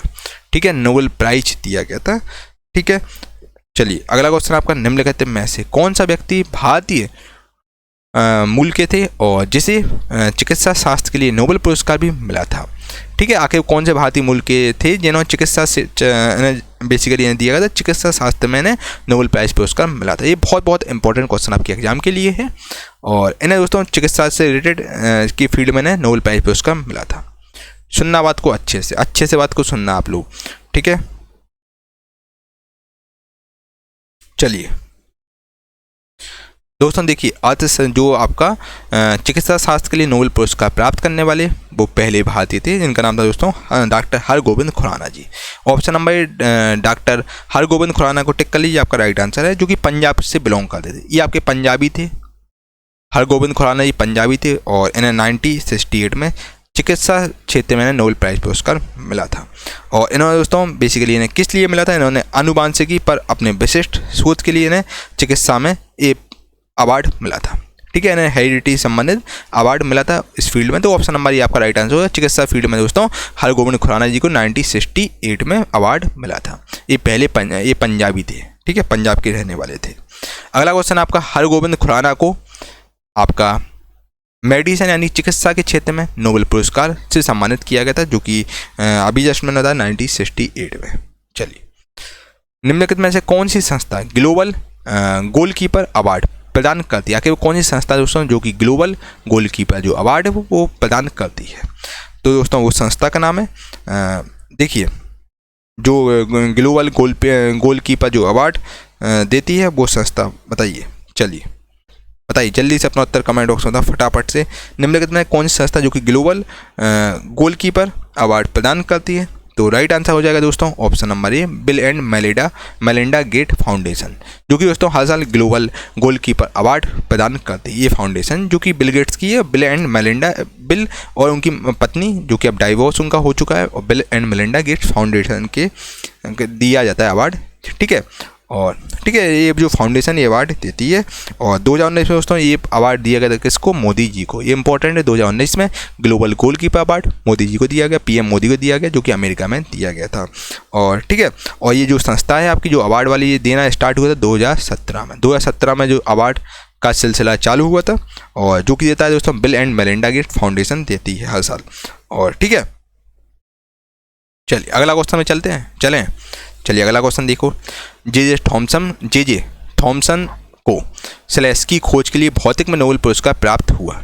जे थॉमसन को दोस्तों किसकी खोज के लिए आके भौतिकी में नोबेल पुरस्कार प्राप्त हुआ? चलिए बताइए। तो जे थॉमसन के दोस्तों अगर हम बात करें, जे थॉमसन को 1906 में नोबेल प्राइज़ पुरस्कार दिया गया था। 1906 में किस लिए दिया गया था? इन्होंने रेडियो एक्टिविटी की खोज की थी, रेडियो एक्टिविटी के साथ ही उन्होंने खोज की थी, इसके लिए इन्हें पुरस्कार मिला था, जो कि एक ब्रिटिश, जे थॉमसन कौन है भाई? एक ब्रिटिश भौतिक शास्त्री हैं, ठीक है। तो राइट आंसर आपका क्या हो जाएगा? बिल्कुल सही आंसर है दोस्तों। देखिए, जे थॉमसन को आपका जो अवार्ड दिया है रेडियो एक्टिविटी की खोज करने के लिए मिला था, ठीक है। तो आपका राइट आंसर ऑप्शन नंबर आप डी को टिक कर लीजिए, ऑप्शन नंबर डी इलेक्ट्रॉन से संबंधित है, ठीक है। ऑप्शन नंबर डी टिक कर लीजिए, आपका राइट आंसर है इलेक्ट्रॉन्स का जो सूत्र होता है 1.6 × 10⁻19, उसके लिए मैंने नोबेल प्राइज पुरस्कार मिला था, ठीक है। 1906 में दिया गया था। और इसके अलावा दोस्तों उन्होंने भूल गया, हम भी चूती है। मेरे प्यारे दोस्तों लगातार बच्चे कमेंट बॉक्स में कमेंट कर रहे थे और व्हाट्सएप पर मैसेज कर रहे थे, सर आखिर आप कब बैच लॉन्च करना है एसएससी के लिए? दोस्तों वो दिन आ गया, मैंने आप लोगों के दोस्तों सफलता बैच लॉन्च, क्योंकि वन ऑफ द बेस्ट है ये आपका दोस्तों बैच, बाकी में आपको सफलता दिलाने का काम करेगा। साथियों, किरण की जो लेटेस्ट जीके की बुक आती है 14,000 प्लस वाली बुक आती है, उसका पूरा निचोड़ हम लोग लेकर आए हैं दोस्तों। इसमें आपके एसएससी के जितने भी एग्जाम होते हैं सब आपके कवर हो जाएंगे, JE, SSC, JUS, CGL, CPU, MTS, आपके सिलेक्शन फेज के जितने भी एग्जाम होते हैं सब आपके कवर हो जाएंगे, ठीक है। सारे के इंपॉर्टेंट प्रीवियस ईयर क्वेश्चन हम आपके लिए लेकर आए जो बहुत ज्यादा इंपॉर्टेंट है। इस बुक के दोस्तों बेसिकली हमने क्या किया है, इसमें छटनी की है, कुछ क्वेश्चन 1994 में पूछे गए फिर उसका रिपीट नहीं हुए, इसमें रखे गए हैं, वो हमने हटा दिए हैं। इसमें दोस्तों आपको top 5 super selected chapter wise PYQs मिलेंगे, सुपर सिलेक्टेड, जो आपके एग्जाम के लिए बहुत ज्यादा इंपॉर्टेंट है, ठीक है। 5,000 से लगभग 6-7,000 के आसपास, आपको 6,000 के आसपास क्वेश्चन मिलेंगे जो आपके एग्जाम के लिए बहुत इंपॉर्टेंट सुपर सिलेक्टेड क्वेश्चन, कोई आपका 8 बार पूछा गया, कोई 10 बार पूछा गया, बस वही आपको मिलेंगे। और दोस्तों इसकी एक खासियत और है, आपका ये बैच है ना इंग्लिश हिंदी दोनों में रहेगा, जो इंग्लिश वाले बच्चे उनके लिए भी इंपॉर्टेंट है, हिंदी में भी रहेगा, इंग्लिश हिंदी बायलैंग्वेज आपको कंटेंट मिलेगा। और ये आपका दोस्तों batch one of the best आपके एग्जाम के लिए रहेगा, और इस बैच को दोस्तों आप ले सकते हो कि वन ऑफ द बेस्ट है, और आपकी यहाँ से बड़ी तरीके से प्रैक्टिस हो जाएगी। दोस्तों आप जान रहे हैं एग्जाम के लिए बहुत कम समय बचा है, और MTS का दोस्तों आपका 1 महीने बाद पेपर है, बच्चा बिल्कुल तैयार हो जाओ। और इसके अलावा दोस्तों आप जीके का, पहले क्या था अपन जीके स्किप भी कर देते तो काम बन जाता था, लेकिन दोस्तों अब जीके से ही आपकी मेरिट बनेगी यार। एमटीएस में दोस्तों जीके के बिना कुछ हो नहीं पाएगा, जीके इंग्लिश के बिना, तो आपको जीके बहुत इंपॉर्टेंट रोल प्ले करती है। बाकी दोस्तों सीजीएल वगैरह में मेंस में जीके आने लगी है, सीएचएस में मेंस में आने लगी, बच्चा जीके को आपको स्किप नहीं करना, जीके को आपको सीरियसली लेना है। आपने कहीं भी पेड कोर्स लिया हो, कहीं भी लिया, कोई दिक्कत नहीं, बच्चे प्रैक्टिस बैच आप लोग जरूर लेके देखिए, ये आपको बाकी में सफलता दिलाने का काम करेगा। आपकी प्रैक्टिस बहुत तरीके से हो जाएगी, टाइमर वगैरह भी हम लोग आपके लिए लेकर आए हैं, और आपको थ्योरी बेस में कराई जाएगी, है ना, जो आपके एग्जाम के लिए बहुत ज्यादा इंपॉर्टेंट चीज है, सब आपको दोस्तों यहाँ पर मिलेगा। दोस्तों ये बैच आपके लिए one of the best batch होने वाला है, और इस कोर्स की प्राइस फी बेसिकली 1999 रुपए, जो कि आपको डिस्काउंट पीरियड दोस्तों केवल और केवल 251 रुपए आपसे मात्र सहयोग राशि ली जा रही है, ताकि हम लोग ऐप का सर्वर चार्ज वगैरह निकाल सकें। साथ ही आपको इस कंप्लीट बैच मिलेगा, व्यू डेमो में जाकर आप देख सकते हैं। स्ट्रेटेजी का दोस्तों को 12-13 घंटे की स्ट्रेटेजी की भी क्लास मिलेगी, ठीक है। स्ट्रेटेजी की आपको कंप्लीट मिलेगा, बिल्कुल चैप्टर वाइज मिलेगा स्ट्रेटेजी, उसका पीडीएफ भी आपको बाकायदा मिलेगा। और कंप्लीट दोस्तों ये जो करंट पब्लिकेशन का निचोड़ हम लेके आए हैं, इसका कंप्लीट आपको साथियों पीडीएफ वगैरह भी आपको मिल जाएगा, और जो कि दोस्तों केवल आपको सुपर कॉम्बो डील चल रही है, जो कि 251 रुपए में आपको बैच दिया जाए, इसको आप ले सकते हैं, जो कि ऑफर कुछ ही समय के लिए वैलिड है। और किसी प्रकार का डाउट हो इस नंबर से आप संपर्क कर लीजिए, आपके सारे डाउट दोस्तों क्लियर कर दिए जाएंगे। दोस्तों यकीन मानिए यार, एक बार आप लेकर देखिए, one of the best batch दोस्तों आपके एग्जाम के लिए रहेगा। और दोस्तों देखिए 251 रुपए में तो यार आजकल आपका 1 महीने का रिचार्ज भी नहीं होता है, आपको कंप्लीट बैच दिया जा रहा है, वो भी 1 साल की वैलिडिटी के साथ दिया जा रहा है ना। बच्चे इससे अच्छा आपको डील कहीं नहीं मिलेगी। और बाकी डिस्क्रिप्शन में लिंक डाल दूंगा, वहां से आप डेमो वगैरह भी देख सकते हैं, पैसे बिल्कुल नहीं लग रहे डेमो के, आप देख सकते हैं जाकर। और स्ट्रेटेजी बिल्कुल आपको तरीके से यहाँ पर बिल्कुल मिलेगा। हिस्ट्री का आपको बिल्कुल एंशिएंट हिस्ट्री होगा, मेडिवल होगा, मॉडर्न होगा, बिल्कुल आपको तरीके से मिलेगा, और इंग्लिश हिंदी दोनों में कंटेंट है। तो इसको साथियों आप ले सकते हैं। किसी प्रकार का डाउट हो इस नंबर से आप संपर्क कर लीजिए, आपके सारे डाउट दोस्तों क्लियर कर दिए जाएंगे। बाकी डिस्क्रिप्शन में गुरुकुल प्लस ऑफिशियल की लिंक डाल दूंगा, तो वहां से आप एप्लीकेशन पर जाकर देख सकते हैं। ठीक है भाई। मेरे प्यारे दोस्तों, अब हम लोग आपसे इंडियन ड्रेस से संबंधित क्वेश्चन चर्चा करेंगे। दोस्तों क्वेश्चन है आपका, धोती गमछा स्लेश का स्वदेशी वस्त्र का प्रतीक है। धोती गमछा दोस्तों आखिर कौन से राज्य का ये स्वदेशी वस्त्र का प्रतीक है? बताओ भाई, जल्दी से बताइए। धोती गमछा जो का आखिर कौन से स्टेट का स्वदेशी वस्त्र का ये प्रतीक है? धोती गमछा। ठीक है, आपको 4 ऑप्शन दिए जाते हैं, जल्दी से अपना उत्तर कमेंट बॉक्स में दीजिए। दोस्तों right answer option number C हो जाएगा, असम। दोस्तों जो आपका धोती गमछा है ये आपका असम का दोस्तों असम का स्वदेशी वस्त्र का प्रतीक है। ठीक है, धोती गमछा। और असम दोस्तों जैसा कि आप जानते हैं, असम आपका पूर्वोत्तर राज्य में आता है। और ठीक है, असम आपका पूर्वोत्तर राज्य में आता है। और इसके अलावा दोस्तों और जो आपका 7 सिस्टर होती है उसमें आपका असम भी आता है। ठीक है, 7 सिस्टर में आपका असम भी आता है। चलिए ऑप्शन नंबर सी आपका राइट आंसर हो जाएगा, असम को टिक कर लीजिए। अगला क्वेश्चन दोस्तों आपके सामने ये रहा, देखिए।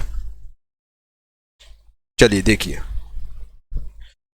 सलवार, कुर्ता, टोपी आदि जैसे सिले हुए कपड़े भारत में किसके द्वारा लाए गए? दोस्तों सलवार सूट हुए, कुर्ता हुए, टोपी और आदि जैसे सिले हुए जो कपड़े हैं भारत में किसके द्वारा लाए गए? तो दोस्तों सलवार कुर्ता टोपी ये सब आपके सिले हुए कपड़े भारत में कुषाण और शक और पार्थियन द्वारा लाए गए थे भारत में। ठीक है, तो राइट आंसर आपका हो जाएगा ऑप्शन नंबर सी को टिक कर लीजिए, आपका राइट आंसर है। चलिए, मेखला चादर स्लेश राज्य का पारंपरिक परिधान है। तो मेखला चादर दोस्तों आगे कौन से राज्य के पारंपरिक परिधान है? साथियों जो मेखला चादर है ये आपका असम राज्य का पारंपरिक परिधान है। Option number B Assam right answer हो जाएगा। और असम की महिलाएं इसको पहनती हैं, मेखला चादर को असम की महिलाओं द्वारा ये पहना जाता है। और ये जब महिलाएं पहनती हैं जब घरेलू काम करते वक्त और फिर किसी विशेष उत्सव में लेडीज पहनती हैं असम की। ठीक है, तो आपका option number B right answer हो जाएगा, असम टिक कर लीजिए। अगले क्वेश्चन में चलते हैं। घो नामक पुरुषों की पारंपरिक और राष्ट्रीय पोशाक कहाँ की है? घो नामक पुरुषों की जो पारंपरिक और राष्ट्रीय जो पोशाक है कहाँ की है, यानी पोशाक घो कहाँ की है? तो साथियों ये आपका राइट आंसर हो जाएगा option number C, Bhutan. Bhutan की दोस्तों घो नामक पुरुषों की पारंपरिक और राष्ट्रीय पोशाक है भूटान की। ठीक है, भूटान का साम्राज्य व्यापक रूप से अपनी गहरी परंपरा और सांस्कृतिक सौंदर्य शास्त्र के लिए जाना जाता है। और घो की यहाँ की पोशाक है। और दोस्तों जो आपका भूटान है, ठीक है, तो भूटान हमारा पड़ोसी देश है। ठीक है, तो ऑप्शन नंबर आपका सी भूटान राइट आंसर हो जाएगा। अगले क्वेश्चन में चलते हैं बिना देर किए हुए।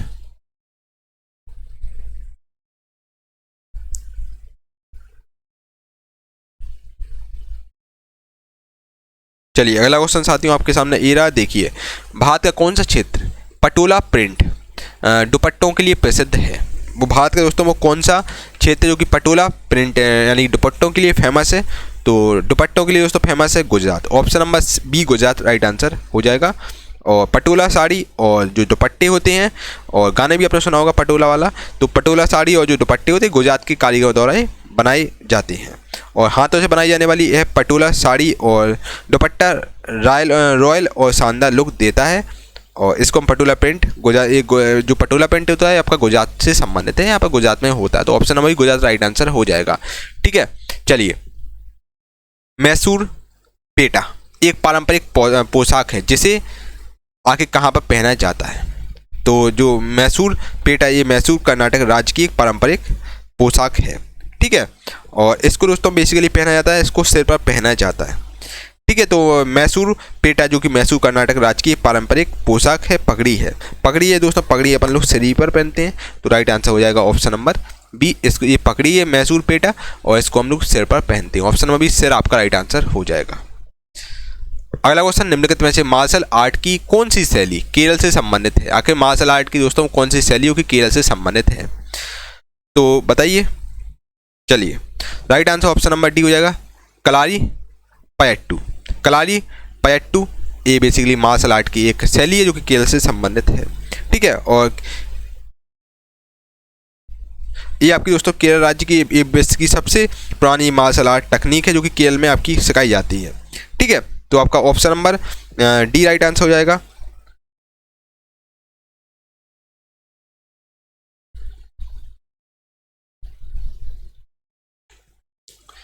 कलारी पयट्टू किस राज्य का मार्शल आर्ट? दोस्तों जो आपका कलारी पयट्टू ये आपका केरल का जो मार्शल आर्ट है जो कि दोस्तों केरल में आपको सिखाया जाता है, पूरे विश्व भर में फेमस है, सबसे पुरानी आपकी कला है। ठीक है, मार्शल आर्ट की टेक्निक है। और ठीक है, और युद्ध स्थल में युद्ध वगैरह में हेतु ये प्रशिक्षित की जाती है, आपको मार्शल आर्ट की ट्रेनिंग दी जाती है केरल में। ठीक, तो आपका ऑप्शन नंबर डी में केरल राइट आंसर हो जाएगा। अगर दोस्तों हम केरल की बच्चे आपसे बात करें तो केरल कहाँ है भाई?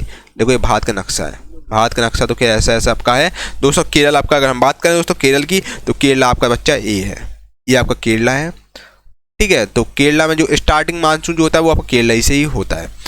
और केरला में आपका अल्लप्पी वगैरह है, यहाँ पर आपका पूरी वेम्बनाड झील है जो कि विश्व की भारत की सबसे लंबी झील है। तो right answer option number D Kerala हो जाएगा। निम्नलिखित में से युद्ध कला के किस स्वरूप का पंजाब और पश्चिम बंगाल राज्य में प्रदर्शन किया जाता है? तो राइट आंसर हो जाएगा साथियों आपका आखिर में से कौन सी युद्ध कला के किस स्वरूप का पंजाब और पश्चिम बंगाल राज्य में प्रदर्शन किया जाता है? तो लाठी का किया जाता है दोस्तों प्रदर्शन, ऑप्शन नंबर बी लाठी राइट आंसर हो जाएगा। और लाठी युद्ध कला का स्वरूप दोस्तों पंजाब और पश्चिम बंगाल राज्य में मुख्यतः प्रचलित है। और पंजाब में दोस्तों इस लाठी कला का एक रूप सिख युद्ध कला गटका में भी देखने को हमें मिलता है। और ये आपका पंजाब और आपका पश्चिम बंगाल में ये प्रदर्शन लाठी से किया जाता है। ऑप्शन नंबर बी लाठी आपका राइट आंसर हो जाएगा। चलिए अगला क्वेश्चन, निम्नलिखित में से कौन सा पारंपरिक नृत्य एक सामरिक कला यानी कि मार्शल आर्ट स्वरूप नहीं है? आखिर में से कौन सा मार्शल आर्ट नहीं है? तो राइट आंसर आपका हो जाएगा, देखो भाई कलारी पयट्टू है ये आपका केरल की है, छऊ है, लेजेम ये आपकी दोस्तों मार्शल आर्ट है। जबकि साथियों आपका जो भवई है ये आपकी साथियों भवई बेसिकली पारंपरिक नृत्य ना कि मार्शल आर्ट में आता है। ये पारंपरिक नृत्य है जो कि दोस्तों आपके राजस्थान का पारंपरिक नृत्य भवई। ठीक है, तो ऑप्शन नंबर ये आपका राइट आंसर हो जाएगा, ये आपका गलत है। ऑप्शन नंबर ए को टिक कर लो, आपका राइट आंसर है। भारतीय नृत्य रूपों का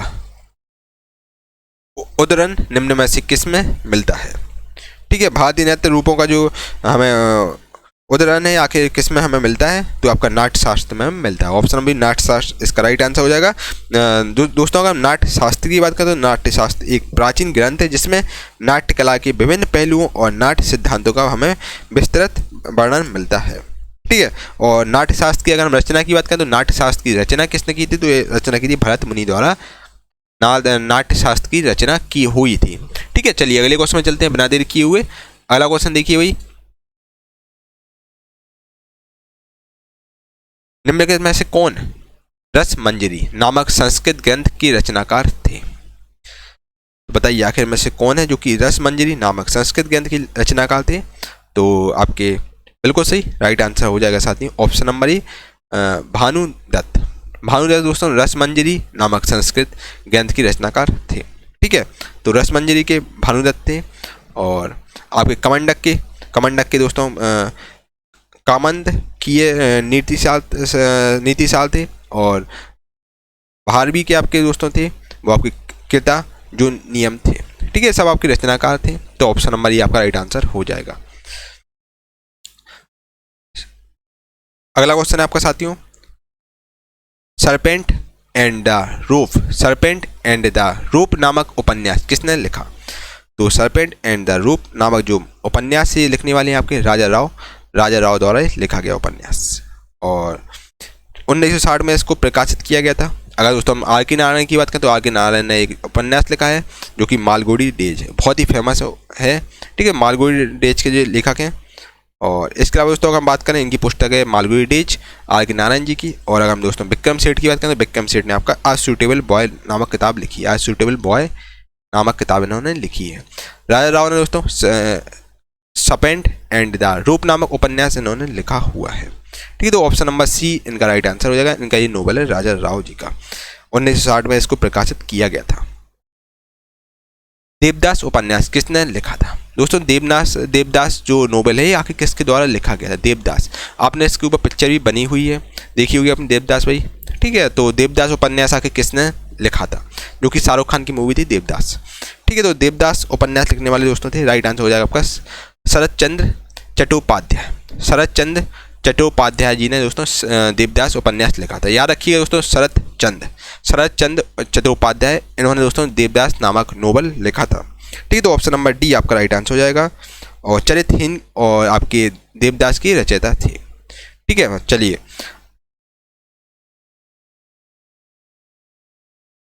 निम्नलिखित में से किस कवि ने कविताओं की किताब मधुशाला लिखी? आखिर में से कौन से कवि हैं इन्होंने कविताओं की किताब मधुशाला लिखी है? तो मधुशाला लिखने वाले थे वही कौन? हरिवंशराय सिंह बच्चन साहब ने दोस्तों जो मधुशाला किताब लिखी है, ठीक है। तो कविताओं की किताब है जिसका नाम है मधुशाला, ये हरिवंशराय सिंह बच्चन द्वारा लिखी गई है। चलिए अगले क्वेश्चन में चलते हैं।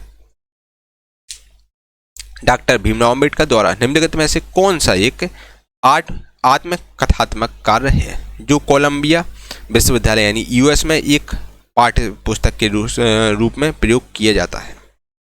तो राइट आंसर आपका हो जाएगा ऑप्शन नंबर बी, वीजा की प्रतीक्षा, वेटिंग फॉर अ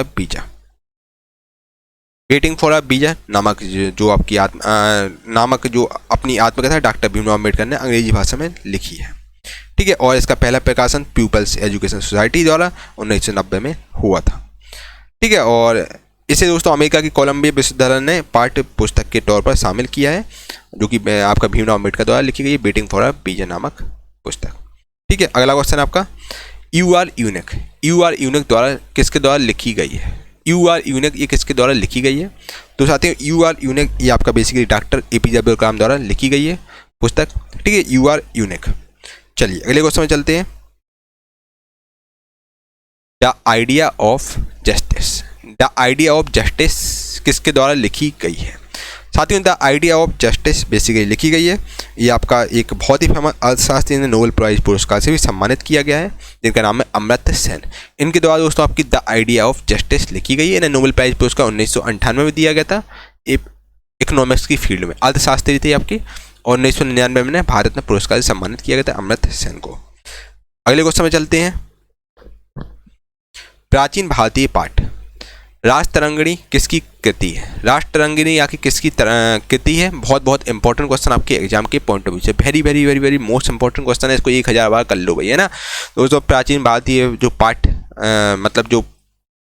प्राचीन भारतीय पाठ राष्ट्रतरंगिणी या कि किसकी कृति यानी कि राष्ट्रतरंगिणी किसके द्वारा लिखी गई है? चलिए बताइए। तो राइट आंसर आपका हो जाएगा ऑप्शन नंबर सी, कलहड़। राष्ट्रतरंगिणी दोस्तों बेसिकली एक संस्कृत ग्रंथ है जो कि कलहड़ द्वारा रचित है, और इसकी रचना दोस्तों 1148 से, मतलब 2 साल में इसकी रचना हुई थी, 1148 से 1150 के बीच हुई थी, कलहड़ द्वारा इसकी रचना हुई थी, ठीक है। चलिए राष्ट्रतरंगिणी पुस्तक के लेखक कलहड़ है, ऑप्शन नंबर बी हो जाएगा, कलहड़ आपका राइट आंसर हो जाएगा। मिडनाइट चिल्ड्रन नामक उपन्यास किसके द्वारा लिखा गया है? साथियों जो मिडनाइट चिल्ड्रन नामक जो उपन्यास है ये आपका लिखा गया है बेसिकली सलमान रुश्दी द्वारा लिखा गया है, ठीक है। सलमान रुश्दी द्वारा लिखा गया है, आपका बहुत ही फेमस उपन्यास है, और जिसका नाम है दोस्तों आपका मिडनाइट चिल्ड्रन, ठीक है। और ये 1981 में मैन बुकर पुरस्कार से भी सम्मानित किया गया था इसी के लिए, ठीक है। तो सलमान रुश्दी द्वारा लिखा गया है उपन्यास, तो ऑप्शन नंबर ई आपका राइट आंसर हो जाएगा। निम्नलिखित में से कौन सी पुस्तक भवभूति द्वारा लिखित नहीं थी? भवभूति द्वारा की कौन सी पुस्तक है जो कि लिखित नहीं थी? तो भवभूति द्वारा लिखित पुस्तक नहीं थी, वो थी आपकी right answer option number C हो जाएगा, मुद्रा राक्षस। ऑप्शन नंबर सी मुद्रा राक्षस आपका राइट आंसर हो जाएगा। और भवभूति द्वारा लिखी गई पुस्तक थी आपकी मालती माधव थी, और महावीर चरित थी, उत्तर रामचरित थी, और ये सब आपकी बेसिकली लिखी गई थी। और अगर हम दोस्तों भवभूति की बात करें तो भवभूति बेसिकली मुद्रा राक्षस, भवभूति की अगर हम बात करें साथियों तो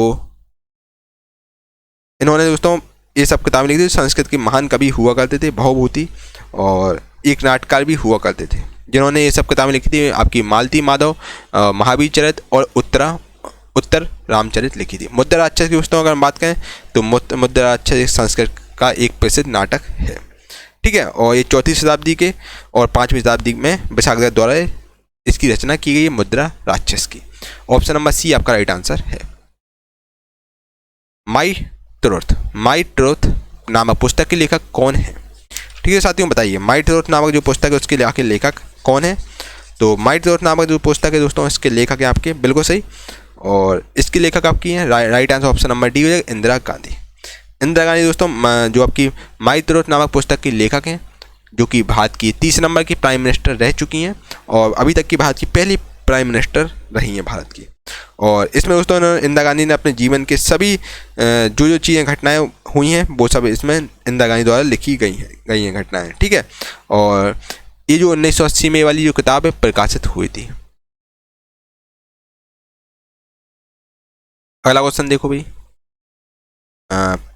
प्लेइंग इट माई वे पुस्तक के लेखक का नाम बताइए।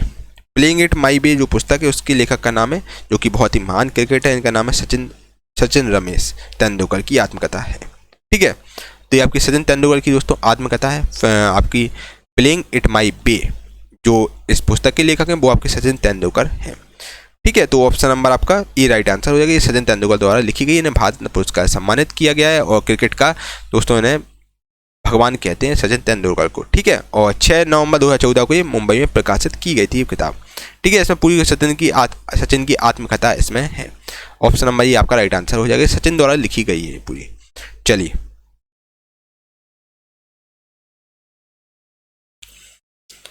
अगला क्वेश्चन है, सुप्रसिद्ध पुस्तक काबुलीवाला के लेखक कौन है? काबुलीवाला के आखिर लेखक कौन है?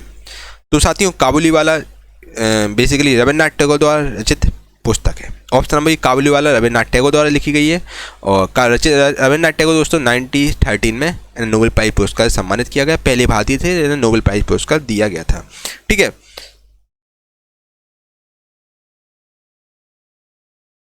इंडिया का खिताब किसने दिया था? इंडिया का दोस्तों सरोजिनी नायडू को नाइटिंगेल ऑफ इंडिया का खिताब किसने दिया था? बताइए। सरोजिनी नायडू की दोस्तों नाइटिंगेल ऑफ इंडिया हम कहते हैं इनको। ठीक है भाई, तो साथियों Sarojini Naidu Nightingale of India कहते हैं, भारत की कोकिला कहते हैं सरोजिनी नायडू जी को। और ठीक है, और इन्होंने ये आपकी यूपी की राज्यपाल रह चुकी हैं और पहली राज्यपाल थी सरोजिनी नायडू। और सरोजिनी नायडू को दोस्तों नाइटिंगेल ऑफ इंडिया का खिताब किसने दिया था? तो साथियों सरोजिनी नायडू को जो नाइटिंगेल ऑफ इंडिया का खिताब देने वाले थे वो आपके थे Mahatma Gandhi. Option number D Mahatma Gandhi इसका राइट आंसर हो जाएगा। ठीक है, और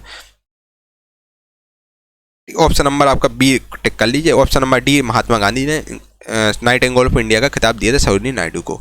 निम्नलिखित में से कौन सी किताब मुंशी प्रेमचंद के द्वारा नहीं लिखी गई? आखिर में से कौन सी किताब है दोस्तों जो मुंशी प्रेमचंद द्वारा नहीं लिखी गई है? तो मुंशी प्रेमचंद द्वारा जो नहीं लिखी गई किताब है वो है आपकी, देखो राइट आंसर हो जाएगा ऑप्शन नंबर सी गाइड। गबन, गोदान, निर्मला ये सब मुंशी प्रेमचंद द्वारा लिखी गई किताब है। जबकि साथियों जो गाइड है, ये आपकी जो पुस्तक है जी आपकी आर के नारायण द्वारा लिखी गई किताब है। आर के नारायण ने इसको लिखा है, ना कि आपकी मुंशी प्रेमचंद जी ने लिखा है। ठीक है, और गाइड के लिए दोस्तों 1958 में आर के नारायण को भी एक जो पुरस्कार होता है शायद अकेडमी पुरस्कार से सम्मानित किया गया था।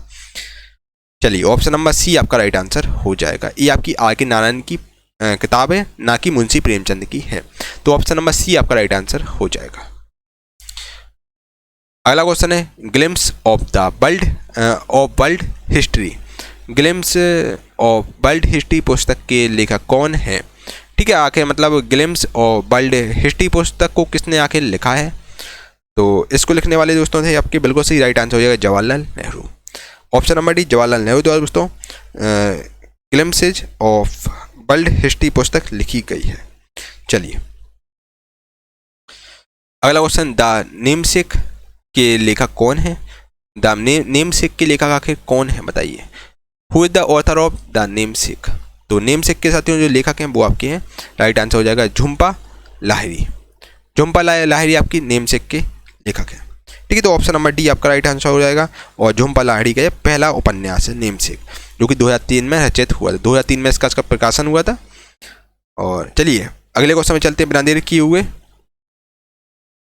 द लोलैंड का लेखक या लेखिका कौन है? द लोलैंड का लेखक या लेखिका कौन है? तो द लोलैंड के जो लेखक हैं वो आपके हैं बिल्कुल सही, right answer option number C हो जाएगा, झुम्पा लाहिरी। झुम्पा लाहिरी जो कि आपकी द लोलैंड की लेखक है। ठीक है, चलिए अगले क्वेश्चन में चलते हैं बिना देर किए हुए। इंटरप्रेटर ऑफ मेलेडीज के लेखक कौन है? इंटरप्रेटर ऑफ मेलेडीज के जो लेखक हैं वो आपके हैं झुम्पा लाहिरी है। ऑप्शन नंबर ये आपका राइट आंसर हो जाएगा। और इंटरप्रेटर ऑफ मेलेडीज इन्होंने 1999 में प्रकाशित की थी झुम्पा लाहिरी द्वारा, 1999 में प्रकाशित हुई थी। चलिए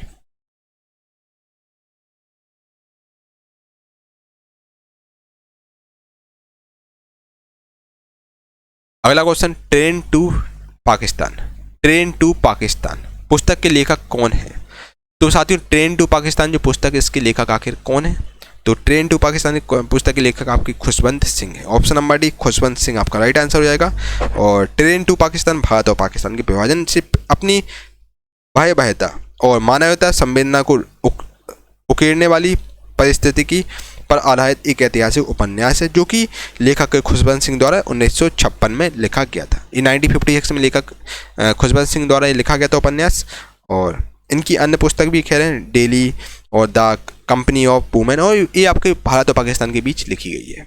चलिए मालगुडी डेज, ये very very very very most important question आपके एग्जाम के साथियों पॉइंट ऑफ व्यू से है।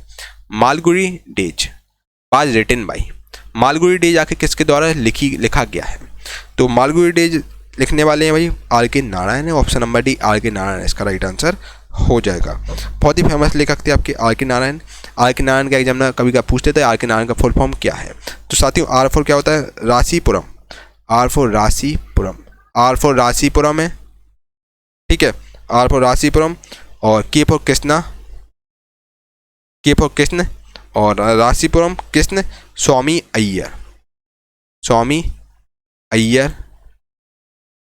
ठीक है, नारायण इनका पूरा नाम है। तो आर के नारायण जी का रासीपुरम कृष्ण स्वामी अय्यर नारायण इनका पूरा नाम है, और नारायण स्वामी इनका पूरा नाम है। और इन्हें दोस्तों साहित्य अकादमी पुरस्कार से सम्मानित किया जा चुका है। और ठीक है, इन्होंने मालगुडी डेज लिखी है, द डार्क हाउस लिखी है, और बेटिंग फॉर दी महात्मा है, ये सब इन्होंने उपन्यास लिखे हुए हैं। तो आपका right answer option number D R के नारायण इसका राइट आंसर हो जाएगा। चोखेर बाली के लेखक कौन है? चोखेर बाली के लेखक कौन है? तो चोखेर बाली के जो लेखक हैं वो आपके हैं रविन्द्रनाथ टैगोर। ऑप्शन नंबर रविन्द्रनाथ टैगोर आपका राइट आंसर है।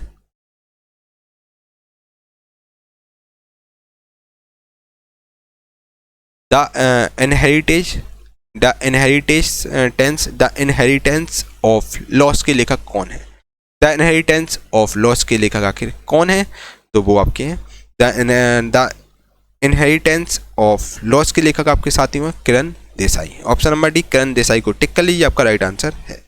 और 2006 में ये प्रकाशित की गई थी पुस्तक, और 2006 में इसको मैन बुकर पुरस्कार से सम्मानित किया गया था। ठीक है, द ब्रोकन विंग नामक पुस्तक किसने लिखी है? साथियों द ब्रोकन विंग जो पुस्तक है आखिर किसके द्वारा लिखी गई है? तो ये आपकी द ब्रोकन विंग जो पुस्तक है ये आपकी सरोजिनी नायडू द्वारा लिखी गई है। Option number C Sarojini Naidu आपका राइट आंसर हो जाएगा। और ठीक है, ऑप्शन नंबर सी को टिक कर लीजिए आप। The secret of the Nagas पुस्तक के लेखक कौन है? दोस्तों बहुत ही बेस्ट सेलिंग पुस्तक रही है the secret of the Nagas. ये पुस्तक बहुत ही ज़्यादा सेल हुई है, और इसके आगे ऑथर कौन है?